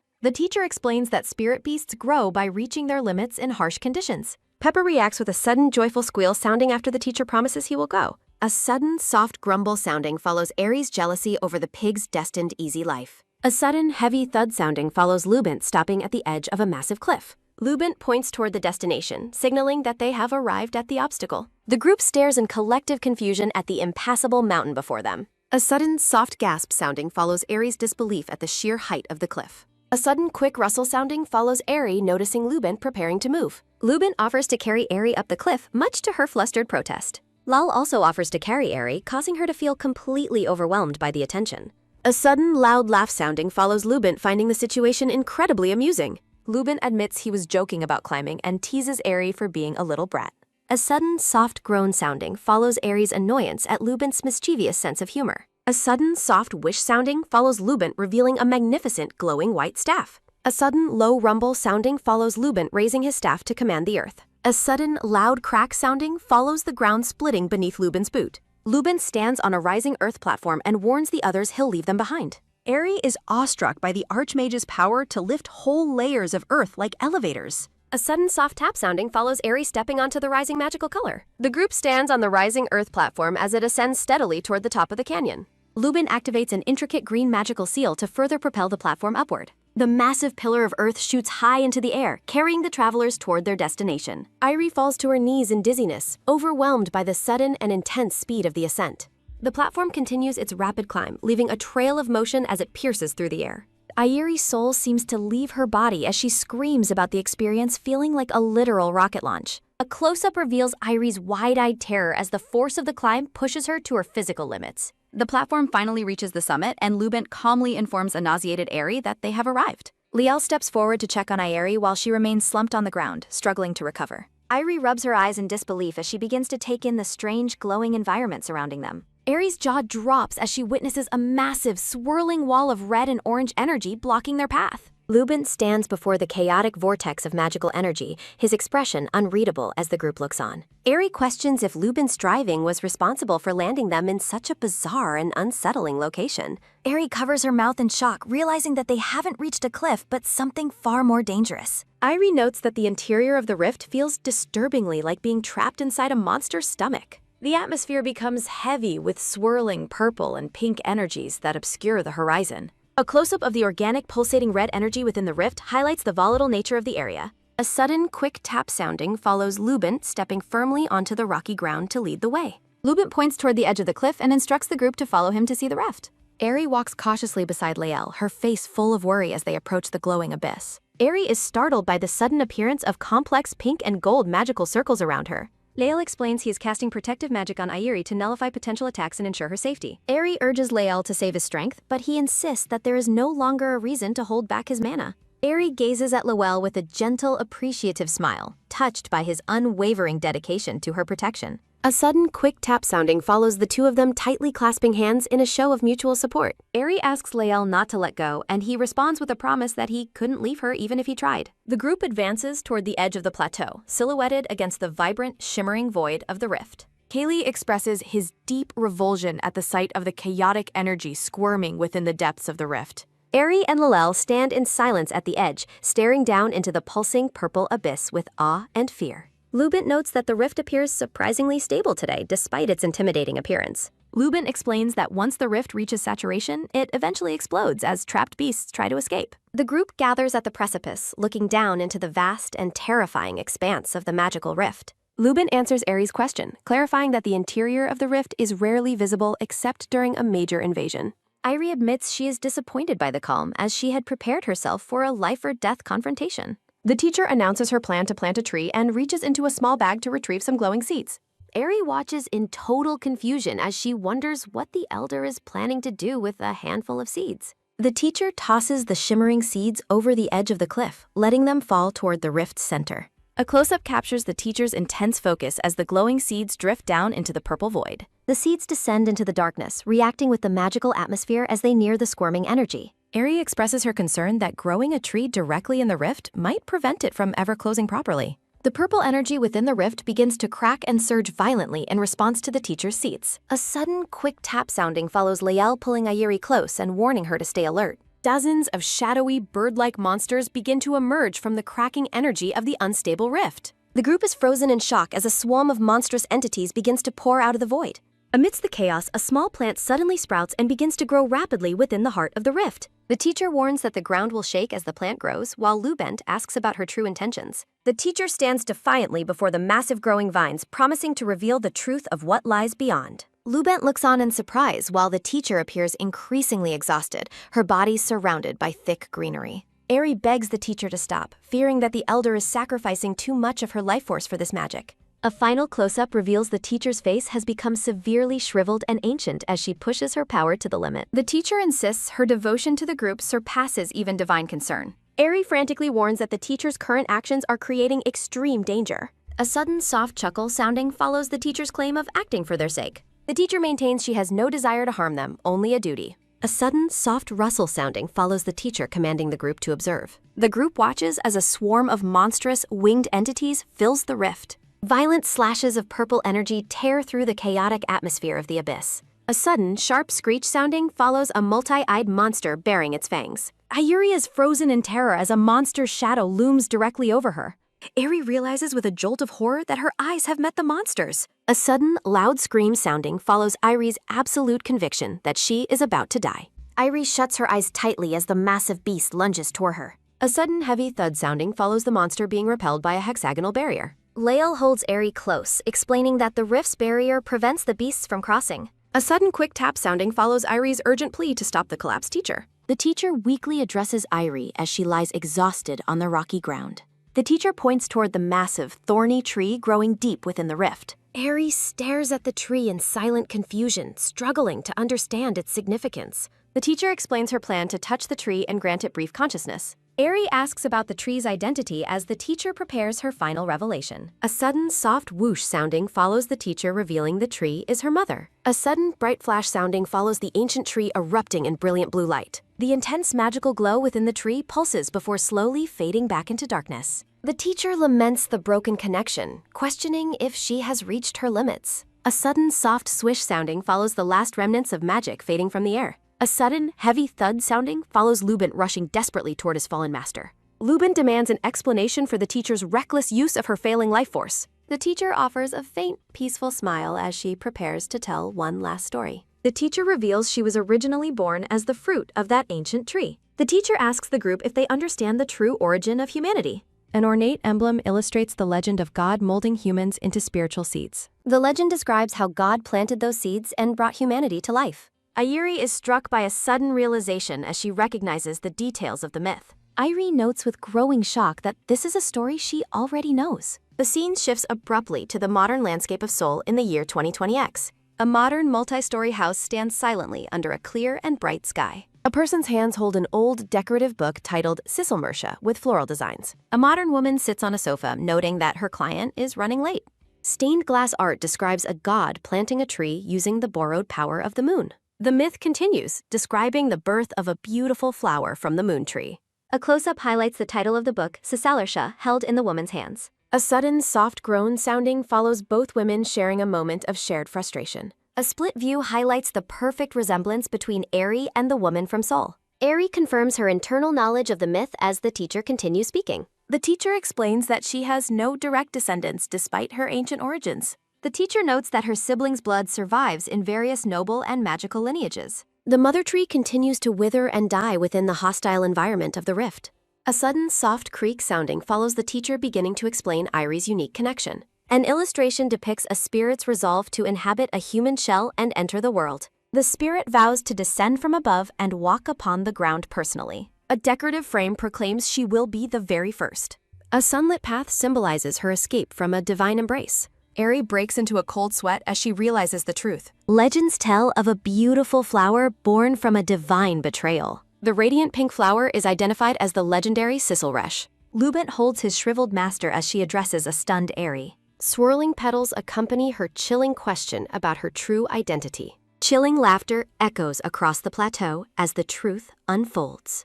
Lael pulls Ayuri away while Lubent recoils in utter shock. Lubent shouts for Kaylee to come closer while questioning the situation. Lubent is urged to look closely at the monster he holds. Horror grips Lubent as he realizes he holds a nightmare. Lubent screams in horror as the teacher becomes a hollow monster. Lubent realizes with horror that his master is truly a monster. Blinding green light reveals a beautiful woman with long white hair. The group stands frozen as the woman calls out to Eri. The white-haired woman thanks Ayuri for facilitating her safe arrival. She reveals that Ayuri was the blade specifically prepared for her. A dark, clawed hand flexes as ancient power begins to surge. Violent thorny vines suddenly erupt to ensnare the unsuspecting group. A moment of wordless shock follows the sudden, violent magical ambush. Thorny vines hoist Eri into the air while her companions watch. Eri gasps in pain as the thick thorns tighten their breath. Lael shouts Eris' name in a desperate attempt to reach her. Despite his injuries, Lael lunges forward with a grief-stricken cry. Lubent restrains a bloodied Lael, warning him of the extreme danger. Desperation fills Lubent as he realizes he must take immediate action. The white-haired woman looks on with cold, reptilian yellow eyes. A sudden, sharp crack sounding follows an energy blast repelling the men. Lubent desperately grabs the woman, but she remains entirely unmoved. The ancient being coldly commands her former student to let go. A sudden, sharp groan sounding follows Lubent being thrown back. Her glowing yellow eyes narrow as she effortlessly casts Lubent aside. She notes that they cannot harm one another despite the conflict. She warns against threats while pointing out their common enemy. Eri hangs helplessly over the rift as the woman takes control. The ancient being stands victoriously at the edge of the abyss. Golden vines suspend Eri over the chaos of the magical void.